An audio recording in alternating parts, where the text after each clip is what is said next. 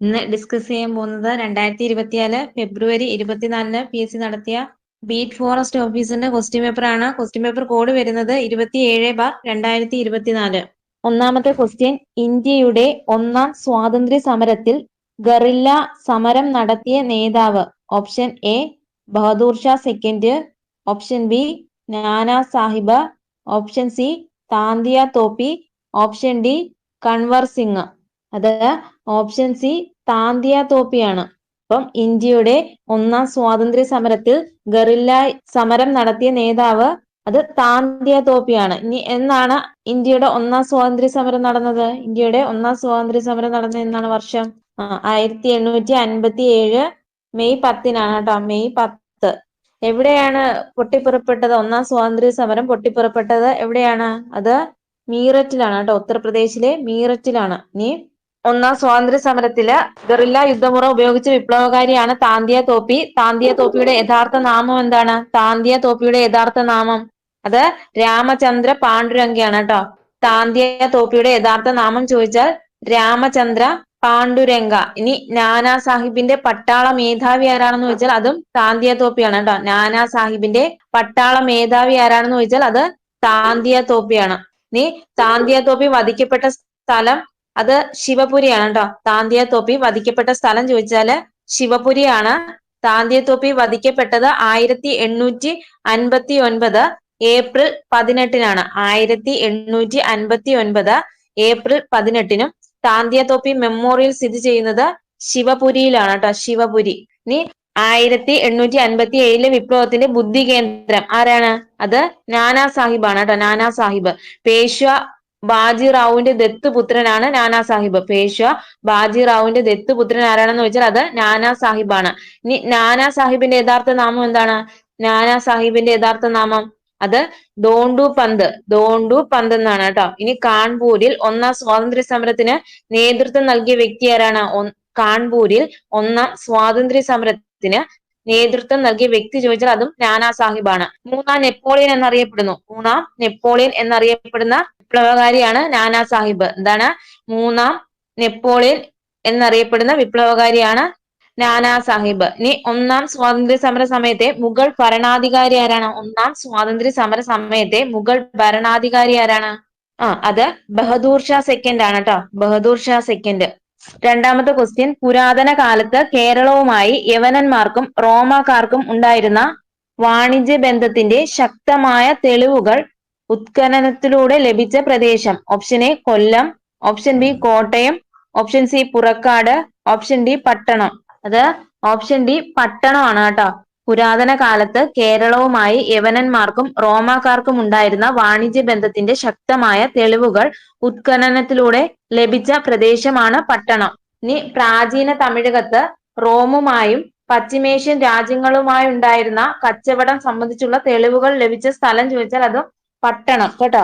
പ്രാചീന തമിഴകത്ത് റോമുമായും പശ്ചിമേഷ്യൻ രാജ്യങ്ങളുമായി ഉണ്ടായിരുന്ന കച്ചവടം സംബന്ധിച്ച തെളിവുകൾ ലഭിച്ച സ്ഥലം ചോദിച്ചാൽ അത് പട്ടണമാണ് കേട്ടോ. പട്ടണം.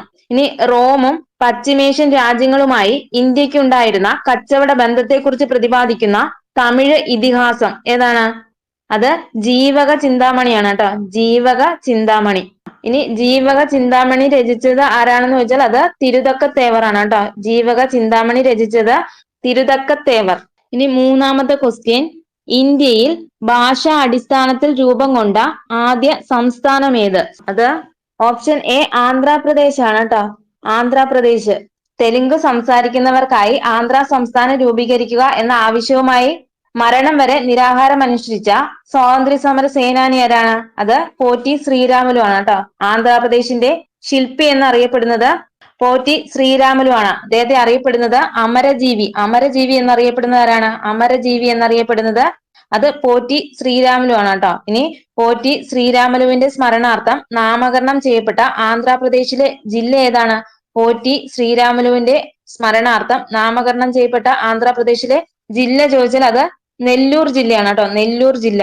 ഇനി ഇന്ത്യയില് ആദ്യമായി ഭാഷാ അടിസ്ഥാനത്തിൽ ഒരു സംസ്ഥാനം രൂപം കൊണ്ടത് ഏത് വർഷമാണ്? അത് 1953 ഒക്ടോബർ 1-നാണ് കേട്ടോ. ഇന്ത്യയില് ആദ്യമായി ഭാഷാ അടിസ്ഥാനത്തിൽ ഒരു സംസ്ഥാനം രൂപം കൊണ്ടത് 1953 ഒക്ടോബർ 1-നാണ്. അതാണ് ആന്ധ്ര കേട്ടോ, ആന്ധ്ര. ഇനി ആന്ധ്രാപ്രദേശ് സംസ്ഥാനം നിലവിൽ വന്നത് എന്നാണ്? ആന്ധ്രാപ്രദേശ് അത് 1956 നവംബർ 1-നാണ് കേട്ടോ. 1956 നവംബർ 1-നാണ്. ഇനി 4-മത്തെ ക്വസ്റ്റ്യൻ, ലോകാരോഗ്യ സംഘടനയുടെ ആസ്ഥാനം. അത് ഓപ്ഷൻ എ ജനീവയാണ് കേട്ടോ. ലോകാരോഗ്യ സംഘടനയുടെ ആസ്ഥാനം ചോദിച്ചാല് ജനീവയാണ്. ഇനി ലോകാരോഗ്യ സംഘടന നിലവിൽ വന്ന വർഷം എന്നാണ്? ലോകാരോഗ്യ സംഘടന നിലവിൽ വന്ന വർഷം അത് 1948 ഏപ്രിൽ 7-നാണ് കേട്ടോ. 1948 ഏപ്രിൽ 7-നാണ്. ഇനി ലോകാരോഗ്യ ദിനമായി ആചരിക്കുന്നത് എന്നാണ്? അത് ഏപ്രിൽ 7-നാണ് കേട്ടോ. ഏപ്രിൽ 7-നാണ് ലോകാരോഗ്യ ദിനമായിട്ട് ആചരിക്കുന്നത്. ഇനി 5-മത്തെ ക്വസ്റ്റ്യൻ, ഗാന്ധിജി നയിച്ച സമരങ്ങൾ താഴെ നൽകിയിരിക്കുന്നു. ശരിയായ ക്രമം തിരഞ്ഞെടുക്കാനാണ് പറഞ്ഞിരിക്കുന്നത്. അപ്പം നിസ്സഹകരണ പ്രസ്ഥാനം വർഷം എന്നാണ്? നിസ്സഹകരണ പ്രസ്ഥാനം 1920. ഇനി ഖേദ സത്യാഗ്രഹം വർഷം എന്നാണ്? ഖേദ സത്യാഗ്രഹം 1918. ചമ്പാരൻ സത്യാഗ്രഹം, ചമ്പാരൻ സത്യാഗ്രഹം നടന്നത് എന്നാണ്? അത് 1917. ഇനി സിവിൽ നിയമലംഘന പ്രസ്ഥാനം നടന്നത് വർഷം എന്നാണ്? 1930 കേട്ടോ. സിവിൽ നിയമലംഘന പ്രസ്ഥാനം നടന്നത് 1930-ലാണ്. അപ്പൊ ഇവിടെ ആൻസർ ആയിട്ട് വരുന്നത് ഓപ്ഷൻ എ ആണ് കേട്ടോ. ഇനി 6-മത്തെ ക്വസ്റ്റ്യൻ, 2023 150-ാം ജന്മവാർഷികം ആചരിക്കപ്പെട്ട നവോത്ഥാന നായകൻ. Option A doctor Palpu, option B Vakkom Abdul Khader Moulavi, option C Sree Narayana Guru, option D Chattampi Swamikal. അത് ഓപ്ഷൻ ബി വക്കം അബ്ദുൽ ഖാദർ മൗലവിയാണ് കേട്ടോ. വക്കം അബ്ദുൽ ഖാദർ മൗലവിയാണ് 2023 150-ാം ജന്മവാർഷികം ആചരിക്കപ്പെട്ട നവോത്ഥാന നായകൻ. ഇനി കേരള മുസ്ലിം നവോത്ഥാനത്തിന്റെ പിതാവ് എന്നറിയപ്പെടുന്ന ആരാണ്? കേരള മുസ്ലിം നവോത്ഥാനത്തിന്റെ പിതാവ് എന്നറിയപ്പെടുന്നത് അത് വക്കം അബ്ദുൽ ഖാദർ മൗലവിയാണ് കേട്ടോ. ഇനി SNDPയുടെ മാതൃകയിൽ വക്കം മൗലവി ആരംഭിച്ച സംഘടന ഏതാണ്? SNDPയുടെ മാതൃകയിൽ വക്കം മൗലവി ആരംഭിച്ച സംഘടന ചോദിച്ചാൽ അത് ഇസ്ലാം ധർമ്മ പരിപാലന സംഘമാണ് കേട്ടോ. ഇസ്ലാം ധർമ്മ പരിപാലന സംഘം. ഇനി 1906 മുസ്ലിം എന്ന പേരിൽ മലയാളം മാസിക പ്രസിദ്ധീകരിച്ചത് ആരാണ്? 1906 മുസ്ലിം എന്ന പേരിൽ മലയാളം മാസിക പ്രസിദ്ധീകരിച്ചത് അത് വക്കം അബ്ദുൽ ഖാദർ മൗലവിയാണ്. സ്വദേശാഭിമാനി പത്രത്തിന്റെ സ്ഥാപകൻ, സ്വദേശാഭിമാനി പത്രത്തിന്റെ സ്ഥാപകൻ ആരാണ്? സ്വദേശാഭിമാനി പത്രത്തിന്റെ സ്ഥാപകൻ ചോദിച്ചാൽ അത് വക്കം അബ്ദുൽ ഖാദർ മൗലവിയാണ്. ഇനി സ്വദേശാഭിമാനി പത്രം ആരംഭിച്ച വർഷം എന്നാണ്? സ്വദേശാഭിമാനി പത്രം ആരംഭിച്ച വർഷം അത് 1905 ജനുവരി 19-നാണ് കേട്ടോ. 1905 ജനുവരി 19-നാണ്. ഇനി 1931 ദീപിക എന്ന മാസിക ആരംഭിച്ചത് വക്കം മൗലവിയാണ്. 1931 ദീപിക എന്ന മാസിക ആരംഭിച്ചത് വക്കം മൗലവിയാണ് കേട്ടോ. വക്കം അബ്ദുൽ ഖാദർ മൗലവിയാണ്. ഇനി ചട്ടമ്പി സ്വാമി ജനിച്ചത് എന്നാണ്? ചട്ടമ്പി സ്വാമികൾ ജനിച്ച തീയതി എന്നാണ്? അത് 1853 ഓഗസ്റ്റ് 25-നാണ് കേട്ടോ. 1853 ഓഗസ്റ്റ് 25-നാണ്. കണ്ണൻമൂലയിൽ, തിരുവനന്തപുരം കണ്ണൻമൂലയിലാണ് ജനനം. സർവ്വവിദ്യാധിരാജ എന്നറിയപ്പെടുന്ന ആരാണ്? സർവ്വവിദ്യാധിരാജ എന്നറിയപ്പെടുന്നത് ചട്ടമ്പി സ്വാമികളാണ്. ഇനി ശ്രീനാരായണ ഗുരു ജനിച്ചത് എന്നാണ്? ശ്രീനാരായണ ഗുരു ജനിച്ചത് എന്നാണ്? അത് 1856 ഓഗസ്റ്റ് 20-നാണ് കേട്ടോ. 1856 ഓഗസ്റ്റ് 20-ന് തിരുവനന്തപുരത്ത് ചെമ്പഴന്തിയിലാണ് ജനനം കേട്ടോ. ഡോക്ടർ പൽപ്പു എന്നാണ് ജനിച്ചത്? ഡോക്ടർ പൽപ്പു ജനിച്ചത് എന്നാണ്? അത് 1863 നവംബർ 2-നാണ് കേട്ടോ. 1863 നവംബർ 2-നാണ്. ഇനി അയ്യങ്കാളിയും അതേ വർഷം തന്നെയാണ് ജനിച്ചത്. 1863 ഓഗസ്റ്റ് 28-ന് കേട്ടോ. അയ്യങ്കാളിയും അതേ വർഷത്തിലാണ്. 1863 ഓഗസ്റ്റ് 28-ന്. ഡോക്ടർ പൽപ്പു 1863 നവംബർ 2-നുമാണ് ജനിച്ചത്. ഇനി അടുത്ത ക്വസ്റ്റ്യൻ, 7-മത്തെ ക്വസ്റ്റ്യൻ, ഭൂവൽക്കത്തെ കുറിച്ച് താഴെ പറയുന്നവയിൽ ഏതാണ് ശരി? 1-മത്തെ പ്രസ്താവന, ഭൂമിയുടെ ഏറ്റവും പുറമെയുള്ള ശില നിർമ്മിത കട്ടിയുള്ള ഭാഗമാണ് ഭൂവൽക്കം. 2-മത്തെ പ്രസ്താവന പറയുന്നത് സമുദ്രതട ഭൂവൽക്കത്തിന് വൻകര ഭൂവൽക്കത്തെ അപേക്ഷിച്ച് കനം കുറവാണ്. 3-മത്തെ പ്രസ്താവന, ഹിമാലയൻ പർവ്വത മേഖലകളിൽ ഭൂവൽക്കത്തിന് കനം വളരെ കുറവാണ്. ഇവിടെ ആൻസർ ആയിട്ട് വരുന്നത് ഓപ്ഷൻ ബി ആണ്. 1ഉം 2ഉം മാത്രമാണ് ശരിയായിട്ടുള്ളത് കേട്ടോ. ഭൂമിയുടെ ഏറ്റവും പുറമെയുള്ള ശിലാനിർമ്മിതമായ കട്ടിയുള്ള ഭാഗമാണ് ഭൂവൽക്കം. ഇനി സമുദ്രതട ഭൂവൽക്കത്തിന് വൻകര ഭൂവൽക്കത്തെ അപേക്ഷിച്ച് കനം കുറവാണ്. ഇനി ഭൂമിയുടെ താരതമ്യേന നേർത്ത പുറന്തോട് ഏതാണ്?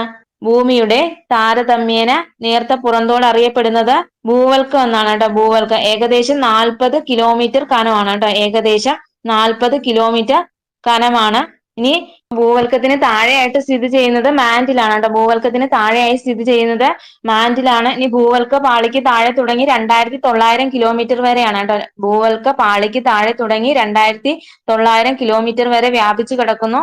മാന്റിലിന്റെ രണ്ട് ഭാഗങ്ങളാണ് ഉപരിമാന്റിലും അധോ മാന്റിലും കേട്ടോ. ഭൂമിയുടെ രണ്ട് ഭാഗങ്ങൾ ചോദിച്ചാല് അത് ഉപരിമാന്റിലും അധോ മാന്റിലുമാണ്. ഇനി ഭൂമിയുടെ കേന്ദ്ര ഭാഗം ഏതാണ്? ഭൂമിയുടെ കേന്ദ്ര ഭാഗം അത് കാമ്പ് കേട്ടോ. രണ്ട് ഭാഗങ്ങളുണ്ട്, പുറക്കാമ്പും അകക്കാമ്പും കേട്ടോ. ഒന്നുകൂടെ പറയാം. ഭൂവൽക്കം ഭൂമിയുടെ താരതമ്യേന നേർത്ത പുറന്തോടാണ്. ഭൂവൽക്കം എന്ന് പറയുന്നത് ഭൂമിയുടെ താരതമ്യേന നേർത്ത പുറന്തോടാണ്. ഏകദേശം 40 കിലോമീറ്റർ കനമാണ്. രണ്ട് ഭാഗങ്ങളുണ്ട്. ഏതൊക്കെയാണ്? വൻകര ഭൂവൽക്കവും സമുദ്ര ഭൂവൽക്കവും കേട്ടോ. ഭൂവൽക്കം രണ്ട് ഭാഗങ്ങളുണ്ട്. അത് വൻകര ഭൂവൽക്കവും സമുദ്ര ഭൂവൽക്കവും. ഇനി സിലിക്ക, അലൂമിന എന്നീ ധാതുക്കൾ മുഖ്യമായും അടങ്ങിയിരിക്കുന്നതിനാൽ വൻകര ഭൂവൽക്കത്തെ ഏതു പേരിലാണ് അറിയപ്പെടുന്നത്? സിലിക്ക, അലൂമിന എന്ന ധാതുക്കൾ മുഖ്യമായും അടങ്ങിയിരിക്കുന്നതിനാൽ വൻകര ഭൂവൽക്കത്തെ സിയാൽ എന്ന് വിളിക്കുന്നു കേട്ടോ. വൻകര ഭൂവൽക്കത്തെ സിയാൽ എന്ന് വിളിക്കുന്നു. ഇനി സിലിക്ക, മഗ്നീഷ്യം എന്നീ ധാതുക്കൾ മുഖ്യമായും അടങ്ങിയിരിക്കുന്നതിനാൽ സമുദ്ര ഭൂവൽക്കത്തെ ഏത് പേരിലാണ്? അത് സിമ എന്ന് വിളിക്കുന്നു കേട്ടോ. സിമ എന്ന് വിളിക്കുന്നു. ഇനി മാന്റിൽ എന്ന് പറയുന്നത് ഭൂവൽക്കത്തിന്റെ താഴെയായിട്ട് സ്ഥിതി ചെയ്യുന്നു. മാന്റില് ഭൂവൽക്കത്തിന്റെ താഴെയായിട്ട് സ്ഥിതി ചെയ്യുന്നു. ഇനി ഭൂവൽക്ക പാളിക്ക് താഴെ തുടങ്ങി 2900 കിലോമീറ്റർ വരെ വ്യാപിച്ചു കിടക്കുന്നു. അതിന്റെ രണ്ട് ഭാഗങ്ങളാണ് ഉപരിമാന്റിലും അധോ മാന്റിലും. ഇനി ഉപരിമാന്റിൽ എന്താണ്? സിലിക്കൺ സംയുക്തങ്ങൾ കൊണ്ട് നിർമ്മിതമായ ഈ പാളി ഖരാവസ്ഥയിൽ സ്ഥിതി ചെയ്യുന്നു കേട്ടോ. സിലിക്കൺ സംയുക്തങ്ങൾ കൊണ്ട് നിർമ്മിതമായ ഈ പാളി ഖരാവസ്ഥയിലാണ് സ്ഥിതി ചെയ്യുന്നത്. ഇനി അധോ മാന്റിൽ എന്താണ്? ഉപരിമാന്റിലിന് താഴെയായി സ്ഥിതി ചെയ്യുന്ന ഈ പാളിയിൽ പദാർത്ഥങ്ങൾ അർദ്ധദ്രാവക അവസ്ഥയിലാണ് കേട്ടോ. ഉപരിമാന്റിലിന് താഴെയായിട്ട് സ്ഥിതി ചെയ്യുന്ന ഈ പാളിയിൽ എന്താണ്? പദാർത്ഥങ്ങൾ അർദ്ധദ്രാവക അവസ്ഥയിൽ കാണപ്പെടുന്നു. ഇനി കാമ്പ് എന്ന് പറയുന്നത് എന്താണ്? ഭൂമിയുടെ കേന്ദ്ര ഭാഗമാണ് കേട്ടോ. ഭൂമിയുടെ കേന്ദ്ര ഭാഗമാണ്. 2900 കിലോമീറ്ററിൽ തുടങ്ങി 6371 കിലോമീറ്റർ വരെ വ്യാപിച്ചു കിടക്കുന്നു. അതിന്റെ രണ്ട് ഭാഗങ്ങളാണ് പുറക്കാമ്പും അകക്കാമ്പും. ഇനി പുറക്കാമ്പില് പദാർത്ഥങ്ങൾ ഉരുകിയ അവസ്ഥയിലാണ് കേട്ടോ. പുറക്കാമ്പിലെ പദാർത്ഥങ്ങൾ എങ്ങനെയാണ്? ഉരുകിയ അവസ്ഥയിലാണ്. ഇനി ഭൂമിയുടെ കേന്ദ്രഭാഗത്ത് അനുഭവപ്പെടുന്ന ഉയർന്ന മർദ്ദം മൂലം അകക്കാമ്പ് ഖരാവസ്ഥയിലാണ് സ്ഥിതി ചെയ്യുന്നത് കേട്ടോ. ഭൂമിയുടെ കേന്ദ്രഭാഗത്ത് അനുഭവപ്പെടുന്ന ഉയർന്ന മർദ്ദം മൂലം അകക്കാമ്പ് ഖരാവസ്ഥയിൽ സ്ഥിതി ചെയ്യുന്നു. എട്ടാമത്തെ ക്വസ്റ്റ്യൻ, തിരമാലകൾ എന്നാൽ? ഒന്നാമത് പറഞ്ഞിരിക്കുന്നത് ജലത്തിന്റെ ചലനം, രണ്ടാമത് പറഞ്ഞിരിക്കുന്നത് സമുദ്രോപരിതലത്തിലൂടെയുള്ള ഊർജ പ്രവാഹം, മൂന്നാമത് പറഞ്ഞിരിക്കുന്നത് ചന്ദ്രന്റെയും സൂര്യന്റെയും ഗുരുത്വാകർഷണ ബലം മൂലം സമുദ്രത്തിനുണ്ടാകുന്ന ചലനം. അപ്പൊ ഇവിടെ ആൻസർ ആയിട്ട് വരുന്ന ഓപ്ഷൻ സി ആണ്. രണ്ട് മാത്രമാണ് ശരിയായിട്ടുള്ളത് കേട്ടോ. സമുദ്ര ഉപരിതലത്തിലൂടെയുള്ള ഊർജ പ്രവാഹമാണ് തിരമാലകൾ എന്നറിയപ്പെടുന്നത്. എന്താണ്? സമുദ്ര ഉപരിതലത്തിലൂടെയുള്ള ഊർജ പ്രവാഹത്തെ എന്ത് പേരിലാണ് അറിയപ്പെടുന്നത്? അത് തിരമാലകൾ എന്നറിയപ്പെടുന്നത് കേട്ടോ. ഇനി എന്താണ് തിരമാലകള്? ദ്രവ്യത്തിലൂടെയോ ശൂന്യതയിലൂടെയോ ഊർജത്തെ വഹിക്കുകയും കൈമാറുകയും ചെയ്തുകൊണ്ടുള്ള താളാത്മകമായ ചലനത്തെ തരംഗം അഥവാ തിര എന്നറിയപ്പെടുന്നു കേട്ടോ. എന്താണ്? ദ്രവ്യത്തിലൂടെയോ ശൂന്യതയിലൂടെയോ ഊർജത്തെ വഹിക്കുകയും കൈമാറുകയും ചെയ്തുകൊണ്ടുള്ള താളാത്മകമായ ചലനത്തെ തരംഗം എന്നറിയപ്പെടുന്നു. ഇനി ഒരു ജലതന്മാത്രയിൽ നിന്നും അടുത്ത തന്മാത്രയിലേക്കുള്ള ഊർജത്തിന്റെ കൈമാറ്റമാണ് സമുദ്രജല തരംഗം എന്നറിയപ്പെടുന്നത്. എന്താണ്? ഒരു ജല തന്മാത്രയിൽ നിന്നും അടുത്ത തന്മാത്രയിലേക്കുള്ള ഊർജത്തിന്റെ കൈമാറ്റമാണ് സമുദ്രജല തരംഗം എന്നറിയപ്പെടുന്നത്. ഇനി ചന്ദ്രന്റെയും സൂര്യന്റെയും ഗുരുത്വാകർഷണ ബലം മൂലം സമുദ്രത്തിൽ ഉണ്ടാവുന്ന ചലനം ഏത് പേരിലാണ് അറിയപ്പെടുന്നത്? ചന്ദ്രന്റെയും സൂര്യന്റെയും ഗുരുത്വാകർഷണ ബലം മൂലം സമുദ്രത്തിൽ ഉണ്ടാവുന്ന ചലനത്തെ വേലിയേറ്റങ്ങൾ എന്നറിയപ്പെടുന്നത് കേട്ടോ. ഇനി നിശ്ചിത സമയം ഇടവിട്ട് സമുദ്ര ജല ഉപരിതലത്തിൽ ഉണ്ടാകുന്ന ഉയർച്ചയും താഴ്ചയും അറിയപ്പെടുന്ന പേരെന്താണ്? നിശ്ചിത സമയം ഇടവിട്ട് സമുദ്ര ജലോപരിതലത്തിൽ ഉണ്ടാകുന്ന ഉയർച്ചയും താഴ്ചയും അറിയപ്പെടുന്നത് വേലിയേറ്റവും വേലിയിറക്കവും കേട്ടോ. ഒരു സമുദ്ര ഭാഗത്ത് സാധാരണയായി പ്രതിദിനം എത്ര വേലിയേറ്റവും വേലിയിറക്കവും വീതമാണ് ഉണ്ടാകുന്നത്? ഒരു സമുദ്ര ഭാഗത്ത് സാധാരണയായി പ്രതിദിനം എത്ര വേലിയേറ്റവും വേലിയിറക്കവും വീതവുമാണ് ഉണ്ടാകുന്നത് എന്ന് വെച്ചാൽ അത് 2 ആണ് കേട്ടോ. ഇനി വേലികൾ ഉണ്ടാകുന്നതിന് കാരണം എന്താണ്? അത് സമുദ്ര ജലത്തിനുമേൽ സൂര്യനും ചന്ദ്രനും പ്രയോഗിക്കുന്ന ഗുരുത്വാകർഷണ ബലം, ഇനി ഭൂമിയുടെ ഭ്രമണം, ഇതൊക്കെ കൊണ്ടാണ് വേലിയേറ്റങ്ങൾ ഉണ്ടാകുന്നത് കേട്ടോ. വേലികൾ ഉണ്ടാകുന്നതിന് കാരണം സമുദ്ര ജലത്തിനുമേൽ സൂര്യനും ചന്ദ്രനും പ്രയോഗിക്കുന്ന ഗുരുത്വാകർഷണ ബലം, ഭൂമിയുടെ ഭ്രമണം. ഇനി ഒരു വേലി ദിനത്തിന്റെ ദൈർഘ്യം എത്രയാണ്? ഒരു വേലി ദിനത്തിന്റെ ദൈർഘ്യം ചോദിച്ചാൽ 24 മണിക്കൂർ 50 മിനിറ്റ് ആണ് കേട്ടോ. 24 മണിക്കൂർ 50 മിനിറ്റ് ആണ് ഒരു വേലി ദിനത്തിന്റെ ദൈർഘ്യം എന്ന് പറയുന്നത്. ഇനി അർദ്ധവേലികൾ ഉണ്ടാകുന്നത് എത്ര മണിക്കൂർ കൂടുമ്പോഴാണ്? അർദ്ധവേലികൾ അത് 12 മണിക്കൂർ 25 മിനിറ്റ് ആണ് കേട്ടോ. 12 മണിക്കൂർ 25 മിനിറ്റ്. ഇനി ലോകത്തിൽ ഏറ്റവും ഉയരത്തിലുള്ള വേലിയേറ്റം കാണപ്പെടുന്നത് എവിടെയാണ്? ലോകത്തിലെ ഏറ്റവും ഉയരത്തിലുള്ള വേലിയേറ്റം കാണപ്പെടുന്നത് അത് കാനഡയിലെ ഫണ്ടി ഉൾക്കടലിലാണ് കേട്ടോ. കാനഡയിലെ ഫണ്ടി ഉൾക്കടലിലാണ്. ഇനി ഇന്ത്യയിലെ പ്രധാന വേലിയേറ്റ തുറമുഖം ഏതാണ്? ഇന്ത്യയിലെ പ്രധാന വേലിയേറ്റ തുറമുഖം ചോദിച്ചാൽ അത് കാൺലയാണ് കേട്ടോ. കാൺല. ഇനി അടുത്ത ക്വസ്റ്റ്യൻ, 9ാമത്തെ ക്വസ്റ്റ്യൻ, താഴെ കൊടുത്തിരിക്കുന്നവയിൽ ഇന്ത്യൻ തീര സമതലങ്ങളെ കുറിച്ചുള്ള തെറ്റായ സൂചന കണ്ടെത്തുക. ഒന്നാമത് പറഞ്ഞിരിക്കുന്നത് പശ്ചിമ തീരത്തെ അപേക്ഷിച്ച് കിഴക്കൻ തീരസമതലം വീതി കുറവാണ്. ഇനി രണ്ടാമത് പറഞ്ഞിരിക്കുന്നത് കിഴക്കോട്ടൊഴുകി ബംഗാൾ ഉൾക്കടലിൽ പതിക്കുന്ന നദികൾ പൂർവ്വതീരങ്ങളിൽ വിശാലമായ ഡെൽറ്റകൾ സൃഷ്ടിക്കുന്നു. മൂന്നാമത് പറഞ്ഞിരിക്കുന്നത് താഴ്ന്നു പോയ സമതലങ്ങൾക്ക് ഉദാഹരണങ്ങളാണ് പശ്ചിമ തീര സമതലങ്ങൾ. ഇവിടെ ആൻസർ ആയിട്ട് വരുന്നത് ഓപ്ഷൻ എ ആണ്. 1 മാത്രമാണ് തെറ്റായിട്ടുള്ളത് കേട്ടോ. അപ്പം കിഴക്കോട്ടൊഴുകി ബംഗാൾ ഉൾക്കടലിൽ പതിക്കുന്ന നദികൾ പൂർവ്വതീരങ്ങളിൽ വിശാലമായ ഡെൽറ്റകൾ സൃഷ്ടിക്കുന്നുണ്ട്. താഴ്ന്നു പോയ സമതലങ്ങൾക്ക് ഉദാഹരണമാണ് പശ്ചിമ തീര സമതലം എന്ന് പറയുന്നത് കേട്ടോ. ഇനി പശ്ചിമ തീരത്തെ അപേക്ഷിച്ച് കിഴക്കൻ തീരസമതലത്തിന് എന്താണ്? വീതി കൂടിയതാണ് കേട്ടോ. പശ്ചിമ തീരത്തെ അപേക്ഷിച്ച് കിഴക്കൻ തീരസമതലം വീതി കൂടിയവയാണ്. ഇനി ഉയർന്നു പൊങ്ങിയ സമതലങ്ങൾക്ക് ഉദാഹരണമാണ് പൂർവ്വതീര സമതലങ്ങൾ എന്നറിയപ്പെടുന്നത് കേട്ടോ. എന്താണ്? ഉയർന്നു പൊങ്ങിയ സമതലങ്ങൾക്ക് ഉദാഹരണമാണ് പൂർവ്വതീര സമതലങ്ങൾ. താഴ്ന്നു പോയ സമതലങ്ങൾക്ക് ഉദാഹരണം ചോദിച്ചാൽ അത് പശ്ചിമ തീര സമതലങ്ങളാണ് കേട്ടോ. ഇനി കായലുകളും അഴിമുഖങ്ങളും കാണപ്പെടുകയും താരതമ്യേന വീതി കുറഞ്ഞവയുമായ തീരസമതലം ഏതാണ്? കായലുകളും അഴിമുഖങ്ങളും കാണപ്പെടുകയും താരതമ്യേന വീതി കുറഞ്ഞതുമായ തീരസമതലം അറിയപ്പെടുന്നത് അത് പടിഞ്ഞാറൻ തീരസമതലം എന്നാണ് കേട്ടോ. പടിഞ്ഞാറൻ തീരസമതല അഥവാ പശ്ചിമ തീരം എന്ന് അറിയപ്പെടുന്നത് കേട്ടോ. ഇനി 10ാമത്തെ ക്വസ്റ്റ്യൻ ക്യാൻസൽ ആണ്. താഴെ കൊടുത്തിരിക്കുന്നവയിൽ എൽനിനോ പ്രതിഭാസവുമായി ബന്ധപ്പെട്ടവ ഏതെല്ലാമാണെന്നാണ് ചോദിച്ചിരിക്കുന്നത് കേട്ടോ. അപ്പം ക്വസ്റ്റ്യൻ ക്യാൻസൽ ആണ്. ഇനി എന്താണ് എൽനിനോ? ഇന്ത്യയില് ദീർഘകാല മൺസൂൺ പ്രവചനങ്ങൾക്ക് പ്രയോജനപ്പെടുത്തുന്ന കാലാവസ്ഥ പ്രതിഭാസം ചോദിച്ചാൽ അത് എന്താണ്? എൽനിനോ. ഇന്ത്യയില് ദീർഘകാല മൺസൂൺ പ്രവചനങ്ങൾക്ക് പ്രയോജനപ്പെടുന്ന കാലാവസ്ഥ പ്രതിഭാസം ചോദിച്ചാൽ ഏതാണ്? അത് എൽനിനോ ആണ് കേട്ടോ. എൽനിനോ. ഇനി കിഴക്കൻ പസഫിക് സമുദ്രത്തിൽ പെറു തീരത്തിന്റെ ആഴക്കടലിൽ ഉഷ്ണജല പ്രവാഹങ്ങളായി പ്രത്യക്ഷപ്പെടുന്നതാണ് എൽനിനോ എന്ന് പറയുന്നത് കേട്ടോ. കിഴക്കൻ പസഫിക് സമുദ്രത്തിൽ പെറു തീരത്തിൽ ആഴക്കടലിൽ ഉഷ്ണജല പ്രവാഹങ്ങളായി പ്രത്യക്ഷപ്പെടുന്നതാണ് എൽനിനോ എന്ന് പറയുന്നത്. ഇനി ഉണ്ണിയേശു എന്ന അർത്ഥം ആണ് എൽനിനോ എന്ന പ്രതിഭാസത്തിനുള്ളത് കേട്ടോ. ഉണ്ണിയേശു എന്ന അർത്ഥം വരുന്ന പ്രതിഭാസമാണ് എൽനിനോ എന്നറിയപ്പെടുന്നത്. 11ാമത്തെ ക്വസ്റ്റ്യൻ, ഇന്ത്യയിലെ ഒരു പ്രധാന ഭൗമ താപോർജ ഉൽപാദന കേന്ദ്രമാണ്. ഒന്നാമത് പറഞ്ഞിരിക്കുന്നത് പുക താഴ്വര, രണ്ടാമത് പറഞ്ഞിരിക്കുന്നത് മണികരൺ, മൂന്നാമത് പറഞ്ഞിരിക്കുന്നത് ദിഗ്ബോയി, നാലാമത് പറഞ്ഞിരിക്കുന്നത് ആംഗലേശ്വർ. അത് ഓപ്ഷൻ ബി ആണ് വരുന്നത്. 1ഉം 2ഉം കേട്ടോ. പുക താഴ്വര, മണികരൺ ഇതാണ് ഇന്ത്യയിലെ പ്രധാന ഭൗമ താപോർജ ഉൽപാദന കേന്ദ്രങ്ങൾ. ഇനി ഭൂമിയിലെ ചൂടുറവയിൽ നിന്നും വൈദ്യുതി ഉൽപാദിപ്പിക്കുമ്പോൾ ലഭിക്കുന്ന ഊർജം ഏതാണ്? ഭൂമിയിലെ ചൂടുറവയിൽ നിന്നും വൈദ്യുതി ഉൽപാദിപ്പിക്കുമ്പോൾ ലഭിക്കുന്ന ഊർജം ചോദിച്ചാല് അത് ഭൗമ താപോർജമാണ് കേട്ടോ. ഭൗമ താപോർജം. ഇനി മണികരൺ ഏത് സംസ്ഥാനത്താണ് സ്ഥിതി ചെയ്യുന്നത്? മണികരൺ ഏത് സംസ്ഥാനത്താണ്? അത് ഹിമാചൽ പ്രദേശ് ആണ് കേട്ടോ. ഹിമാചൽ പ്രദേശ്. പുക താഴ്വര സ്ഥിതി ചെയ്യുന്ന എവിടെയാണ്? പുക താഴ്വര സ്ഥിതി ചെയ്യുന്നത് ലഡാക്ക് ആണ് കേട്ടോ. പുക താഴ്വര സ്ഥിതി ചെയ്യുന്നത് ലഡാക്കിലാണ്. ഇനി ഭൗമ താപോർജം ഉൽപ്പാദിപ്പിക്കുന്ന മറ്റു പ്രദേശങ്ങളാണ് തത്താപ്പാനി. തത്താപ്പാനി എവിടെ സ്ഥിതി ചെയ്യുന്നത്? അത് ഛത്തീസ്ഗഡിലാണ് കേട്ടോ. തത്താപ്പാനി സ്ഥിതി ചെയ്യുന്നത് ഛത്തീസ്ഗഡ്. ഇനി അടുത്തതാണ് കാംബെ. കാംബെ സ്ഥിതി ചെയ്യുന്ന എവിടെയാണ്? അത് ഗുജറാത്ത് ആണ് കേട്ടോ. കാംബെ സ്ഥിതി ചെയ്യുന്നത് ഗുജറാത്ത് ആണ്. പുക താഴ്വര സ്ഥിതി ചെയ്യുന്നത് ലഡാക്ക് ആണ് കേട്ടോ. പുക താഴ്വര സ്ഥിതി ചെയ്യുന്നത് ലഡാക്ക്. സൂരജ് കുണ്ട് സ്ഥിതി ചെയ്യുന്നത് ജാർഖണ്ഡിലാണ് കേട്ടോ. ഭൗമ താപോർജം ഉൽപ്പാദിപ്പിക്കപ്പെടുന്ന പ്രദേശങ്ങളാണ് തത്താപ്പാനി സ്ഥിതി ചെയ്യുന്നത് ഛത്തീസ്ഗഡ്, കാംബെ ഗുജറാത്ത്, പുക താഴ്വര ലഡാക്ക്, സൂരജ് കുണ്ട് ജാർഖണ്ഡ്. ഇനി 12ാമത്തെ ക്വസ്റ്റ്യൻ, 2023 ഡിസംബറിൽ ചെന്നൈയിൽ ഉണ്ടായ വെള്ളപ്പൊക്കത്തിന് കാരണമായ ചുഴലിക്കാറ്റ്. Option A Asani, option B Mandous, option C Michaung, option D യാസ്.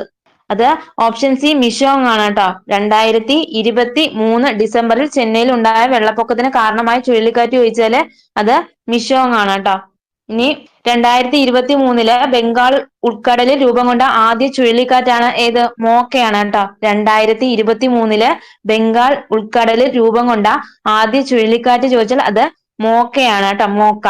പേര് നൽകിയ രാജ്യമാണ് യമൻ. പേര് നൽകിയ രാജ്യം യമൻ ആണ് കേട്ടോ. പേര് നൽകിയ രാജ്യമാണ് യമൻ. ഇനി മോക്ക ചുഴലിക്കാറ്റിൽ നാശം വിതച്ച മ്യാൻമാറിനെ സഹായിക്കാൻ ഇന്ത്യ നടത്തിയ ഓപ്പറേഷനാണ് ഓപ്പറേഷൻ കരുണ. മോക്ക ചുഴലിക്കാറ്റിൽ നാശം വിതച്ച മ്യാൻമാറിനെ സഹായിക്കാൻ ഇന്ത്യ നടത്തുന്ന ഓപ്പറേഷൻ ചോദിച്ചാൽ അത് ഓപ്പറേഷൻ കരുണയാണ്. ഇനി 2023 ജൂണില് അറബിക്കടലിൽ രൂപം കൊണ്ട ആദ്യ ചുഴലിക്കാറ്റാണ് ബിബർജോയ് കേട്ടോ. 2023 ജൂണില് അറബിക്കടലിൽ രൂപം കൊണ്ട ആദ്യ ചുഴലിക്കാറ്റ് ചോദിച്ചാല് അത് ബിബർജോയ് ആണ് കേട്ടോ. ബിബർജോയ് എന്ന വാക്കിന്റെ അർത്ഥം ദുരന്തം എന്നാണ്. ബിബർജോയ് എന്ന വാക്കിന്റെ അർത്ഥം ദുരന്തം എന്നാണ്. ഇനി പേര് നൽകിയ രാജ്യമാണ് ബംഗ്ലാദേശ് കേട്ടോ. ബിബർജോയ് എന്ന പേര് നൽകിയ രാജ്യം ബംഗ്ലാദേശ് ആണ്. ഇനി 2023 ഒക്ടോബറിൽ അറബിക്കടലിൽ രൂപം കൊണ്ട യമനെ ബാധിച്ച ചുഴലിക്കാറ്റാണ് തേജ്. എന്താണ്? 2023 ഒക്ടോബറിൽ അറബിക്കടലിൽ രൂപം കൊണ്ട് യമനെ ബാധിച്ച ചുഴലിക്കാറ്റാണ് തേജ്. ഇനി തേജ് ചുഴലിക്കാറ്റിന് പേര് നൽകിയ രാജ്യമാണ് ഇന്ത്യ കേട്ടോ. ഇനി 2023 ഒക്ടോബറിൽ തന്നെ ബംഗാൾ ഉൾക്കടലിൽ രൂപം കൊണ്ട ചുഴലിക്കാറ്റാണ് ഹമൂൺ എന്നറിയപ്പെടുന്നത്. 2023 ഒക്ടോബറിൽ ബംഗാൾ ഉൾക്കടലിൽ രൂപം കൊണ്ട ചുഴലിക്കാറ്റാണ് ഹമൂൺ കേട്ടോ. ഹമൂൺ എന്ന പേര് നൽകിയ രാജ്യമാണ് ഇറാന്. ഇനി 2023 നവംബർ അവസാനത്തോടെ ബംഗാൾ ഉൾക്കടലിൽ രൂപം കൊണ്ട ചുഴലിക്കാറ്റാണ് മിചൗങ്. ഏതാണ്? മിചൗങ് എന്നറിയപ്പെടുന്നത്. പേരിന്റെ അർത്ഥം ചോദിച്ചാൽ ശക്തി അഥവാ പിൻവാങ്ങൽ എന്നാണ്. 2023 നവംബർ അവസാനത്തോടെ ബംഗാൾ ഉൾക്കടലിൽ രൂപം കൊണ്ട ചുഴലിക്കാറ്റാണ് മിചൗങ് കേട്ടോ. മിചൗങ്. പേരിന്റെ അർത്ഥം ചോദിച്ചാൽ ശക്തി എന്നാണ്. ഇനി 2024 ബംഗാൾ ഉൾക്കടലിൽ രൂപം കൊള്ളുന്ന ആദ്യ ചുഴലിക്കാറ്റ് ചോദിച്ചാൽ അത് റിമാലാണ്. 2024 ബംഗാൾ ഉൾക്കടലിൽ രൂപം കൊള്ളുന്ന ആദ്യ ചുഴലിക്കാറ്റാണ് റിമാല്. പേര് നൽകിയ രാജ്യം ഒമാനാണ് കേട്ടോ. പേര് നൽകിയ രാജ്യം ഒമാനാണ്. ഇനി 2024 ജനുവരിയില് ഇഷ ചുഴലിക്കാറ്റ് വീശിയ രാജ്യം ചോദിച്ചാൽ അത് ബ്രിട്ടൻ ആണ് കേട്ടോ. 2024 ജനുവരിയില് ഇഷ ചുഴലിക്കാറ്റ് വീശിയ രാജ്യം ചോദിച്ചാൽ അത് ബ്രിട്ടൻ ആണ് കേട്ടോ. ബ്രിട്ടൻ. 13ാമത്തെ ക്വസ്റ്റ്യൻ. ആഗോളവൽക്കരണത്തിന്റെ പ്രധാന ഫലങ്ങളിൽ ഒന്നാണ് ഓപ്ഷൻ എ പുറം പണിക്കരാർ, ഓപ്ഷൻ ബി സ്വകാര്യവൽക്കരണം, ഓപ്ഷൻ സി ഉദാരവൽക്കരണം, ഓപ്ഷൻ ഡി ഇവയൊന്നുമല്ല. അത് ഓപ്ഷൻ എ പുറം പണിക്കരാറാണ് കേട്ടോ. ആഗോളവൽക്കരണത്തിന്റെ പ്രധാന ഫലങ്ങളിൽ ഒന്നാണ് പുറം പണിക്കരാറ്. ഇനി ജോലിയുടെ ഭാഗങ്ങൾ ആന്തരികമായി പൂർത്തിയാക്കുന്നതിന് പകരം പുറത്തുനിന്നുള്ള വിതരണക്കാർക്ക് കൈമാറുന്നതിലൂടെ ചെലവ് കുറയ്ക്കുന്ന രീതിയാണ് പുറം പണിക്കരാർ അഥവാ ഔട്ട്സോഴ്സിംഗ് എഗ്രിമെന്റ് എന്നറിയപ്പെടുന്നത് കേട്ടോ. ജോലിയുടെ ഭാഗങ്ങൾ ആന്തരികമായി പൂർത്തിയാക്കുന്നതിന് പകരം പുറത്തുനിന്നുള്ള വിതരണക്കാർക്ക് കൈമാറുന്നതിലൂടെ ചെലവ് കുറയ്ക്കുന്ന രീതിയാണ് പുറം പണി കരാർ അഥവാ ഔട്ട്സോഴ്സിംഗ് എഗ്രിമെന്റ് എന്നറിയപ്പെടുന്നത്. ഇനി പുറം പണി കരാറിന്റെ പ്രാഥമിക ലക്ഷ്യങ്ങൾ എന്തൊക്കെയാണെന്ന് ചോദിച്ചാല് അത് ഉൽപാദന ചെലവ് കുറയ്ക്കുക, ലാഭം വർദ്ധിപ്പിക്കുക കേട്ടോ. ഉൽപാദന ചെലവ് കുറയ്ക്കുക, ലാഭം വർദ്ധിപ്പിക്കുക. ഇനി 14ാമത്തെ ക്വസ്റ്റ്യൻ. GST നിലവിൽ വന്നത്. ഓപ്ഷൻ വായിക്കാം. July 2016, option B April 2016, option C July 2017, option D April 2017. അത് ഓപ്ഷൻ സി ജൂലൈ 2017 ആണ് കേട്ടോ. GST നിലവിൽ വന്നത് 2017 ജൂലൈ 1-നാണ് കേട്ടോ. 2017 ജൂലൈ 1-നാണ് ഇന്ത്യയിലെ ചരക്കു സേവന നികുതി അഥവാ GST നിലവിൽ വന്നത് കേട്ടോ.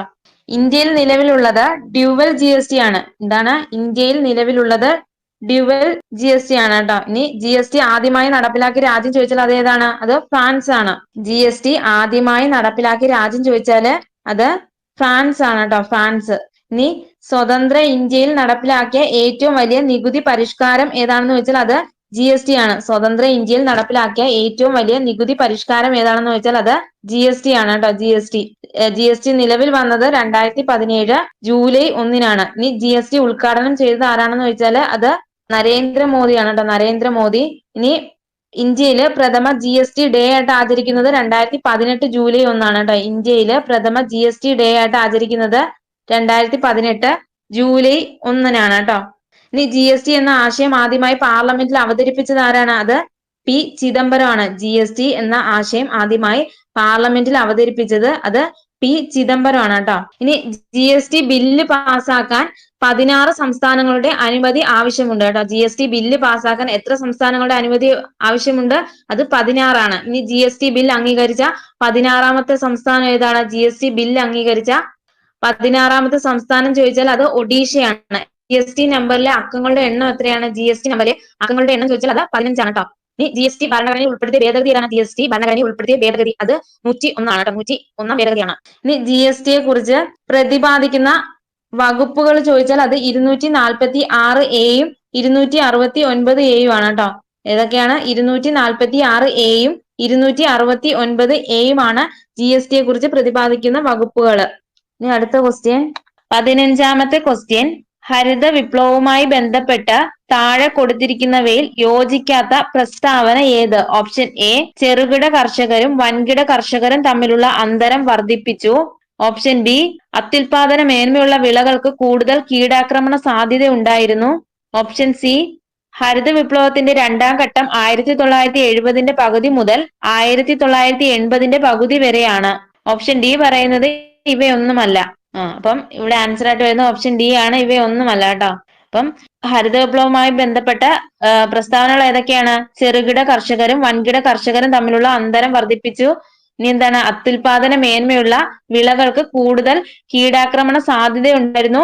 ഹരിത വിപ്ലവത്തിന്റെ രണ്ടാം ഘട്ടം എന്നറിയപ്പെടുന്നത് 1970 പകുതി മുതൽ 1980 പകുതി വരെയാണ് കേട്ടോ.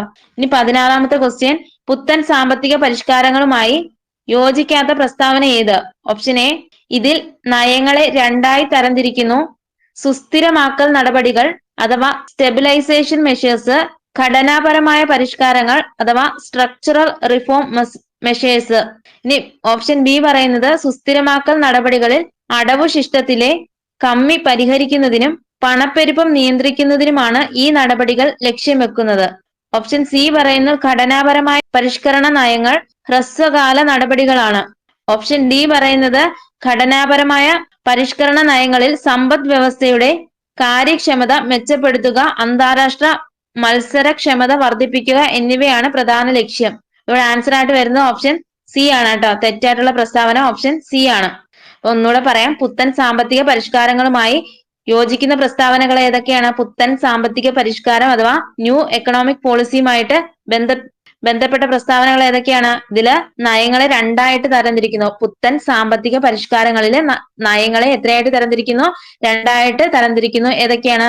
സുസ്ഥിരമാക്കൽ നടപടികൾ അഥവാ സ്റ്റെബിലൈസേഷൻ മെഷേഴ്സ്, ഘടനാപരമായ പരിഷ്കാരങ്ങൾ അഥവാ സ്ട്രക്ചറൽ റിഫോം മെഷേഴ്സ്. ഇനി സുസ്ഥിരമാക്കൽ നടപടികളിൽ അടവു ശിഷ്ടത്തെ അഥവാ ബാലൻസ് ഓഫ് പേയ്മെന്റ്, സുസ്ഥിരമാക്കൽ നടപടികളിൽ അടവു ശിഷ്ടത്തിലെ ബാലൻസ് ഓഫ് പേയ്മെന്റ് കമ്മി പരിഹരിക്കുന്നതിനും പണപ്പെരുപ്പം അഥവാ ഇൻഫ്ലേഷൻ നിയന്ത്രിക്കുന്നതിനുമാണ് ഈ നടപടികൾ ലക്ഷ്യം വെക്കുന്നത്. ഇനി ഘടനാപരമായ പരിഷ്കരണ നയങ്ങളിൽ സമ്പദ് വ്യവസ്ഥയുടെ കാര്യക്ഷമത മെച്ചപ്പെടുത്തുക, അന്താരാഷ്ട്ര മത്സരക്ഷമത വർദ്ധിപ്പിക്കുക എന്നിവയാണ് പ്രധാന ലക്ഷ്യം കേട്ടോ. എന്താണ് ലക്ഷ്യം?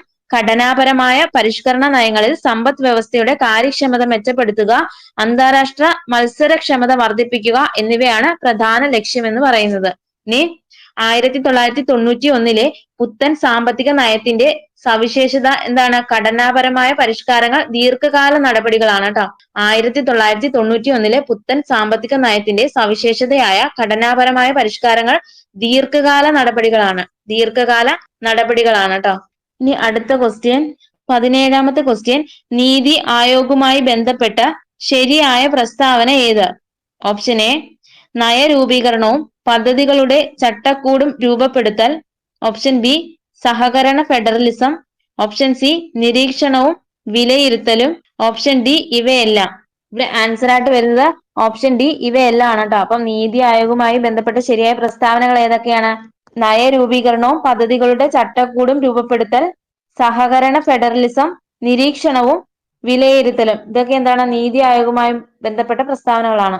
18ാമത്തെ ക്വസ്റ്റ്യൻ, പ്രധാനമന്ത്രി ജൻധൻ യോജന നിലവിൽ വന്നത്? Option A, 28 August 2014. Option B, 28 September 2014. Option C, 28 October 2014. Option D, ഇവയൊന്നുമല്ല.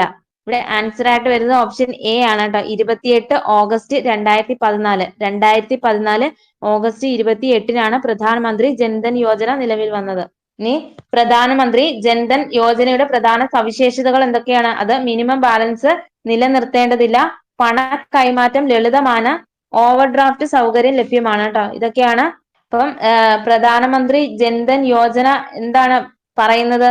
അത് സമൂഹത്തിലെ ദരിദ്രരായ വിഭാഗത്തിന് പണമടയ്ക്കൽ, credit, insurance, pension, savings, deposit അക്കൗണ്ടുകൾ തുടങ്ങിയ സാമ്പത്തിക സേവനങ്ങൾ എളുപ്പത്തിൽ ലഭ്യമാക്കുന്നതിനായി കേന്ദ്ര സർക്കാർ ആരംഭിച്ച പദ്ധതിയാണ് പ്രധാനമന്ത്രി ജൻധൻ യോജന എന്ന് പറയുന്നത് കേട്ടോ. ഇതാണ് സമൂഹത്തിലെ ദരിദ്രരായ വിഭാഗത്തിന് പണമടയ്ക്കൽ, credit, insurance, pension, savings, deposit അക്കൗണ്ടുകൾ തുടങ്ങിയ സാമ്പത്തിക സേവനങ്ങൾ എളുപ്പത്തിൽ ലഭ്യമാക്കുന്നതിനായി കേന്ദ്ര സർക്കാർ ആരംഭിച്ച പദ്ധതിയാണ് പ്രധാനമന്ത്രി ജൻധൻ യോജന എന്നറിയപ്പെടുന്നത് കേട്ടോ. ഇനി പ്രധാനമന്ത്രി ജൻധൻ യോജനയുടെ പ്രധാന സവിശേഷതകളാണ്: മിനിമം ബാലൻസ് നിലനിർത്തേണ്ടതില്ല, പണ കൈമാറ്റം ലളിതമാണ്, ഓവർ ഡ്രാഫ്റ്റ് സൗകര്യം ലഭ്യമാണ്. 19ാമത്തെ ക്വസ്റ്റ്യൻ, താഴെ പറയുന്നവയിൽ മാർഗനിർദ്ദേശക തത്വങ്ങളുമായി ബന്ധപ്പെട്ട പ്രസ്താവനകളാണ് നൽകിയിരിക്കുന്നത്. തെറ്റായ പ്രസ്താവന കണ്ടെത്തുക. ഒന്നാമത് പറഞ്ഞിരിക്കുന്നത് ബ്രിട്ടീഷ് ഭരണഘടനയിൽ നിന്നും കടം കൊണ്ടതാണ്. രണ്ടാമത് പറഞ്ഞിരിക്കുന്നത് കോടതിയെ സമീപിക്കാവുന്നതാണ്. മൂന്നാമത് പറഞ്ഞിരിക്കുന്നത് വില്ലേജ് പഞ്ചായത്തുകളെ പ്രോത്സാഹിപ്പിക്കുന്നു. നാലാമത് പറഞ്ഞിരിക്കുന്നത് അന്താരാഷ്ട്ര സമാധാനം പ്രോത്സാഹിപ്പിക്കുന്നു. അപ്പം ഇവിടെ ആൻസർ ആയിട്ട് വരുന്നത് ഓപ്ഷൻ സി ആണ്. 1ഉം 2ഉം മാത്രമാണ് തെറ്റായിട്ടുള്ളത്. ഇപ്പം ശരിയായിട്ടുള്ളത് ഏതൊക്കെയാണ്? വില്ലേജ് പഞ്ചായത്തുകളെ പ്രോത്സാഹിപ്പിക്കുന്നു, അന്താരാഷ്ട്ര സമാധാനം പ്രോത്സാഹിപ്പിക്കുന്നു. ഇതൊക്കെയാണ് നിർദ്ദേശക തത്വങ്ങളിൽ ഉൾപ്പെടുന്നത്. ഇനി നിർദ്ദേശക തത്വങ്ങൾ കടമെടുത്തത് ഏത് രാജ്യത്തു നിന്നാണ്? അത് അയർലൻഡ് ആണ് കേട്ടോ. അയർലൻഡ്.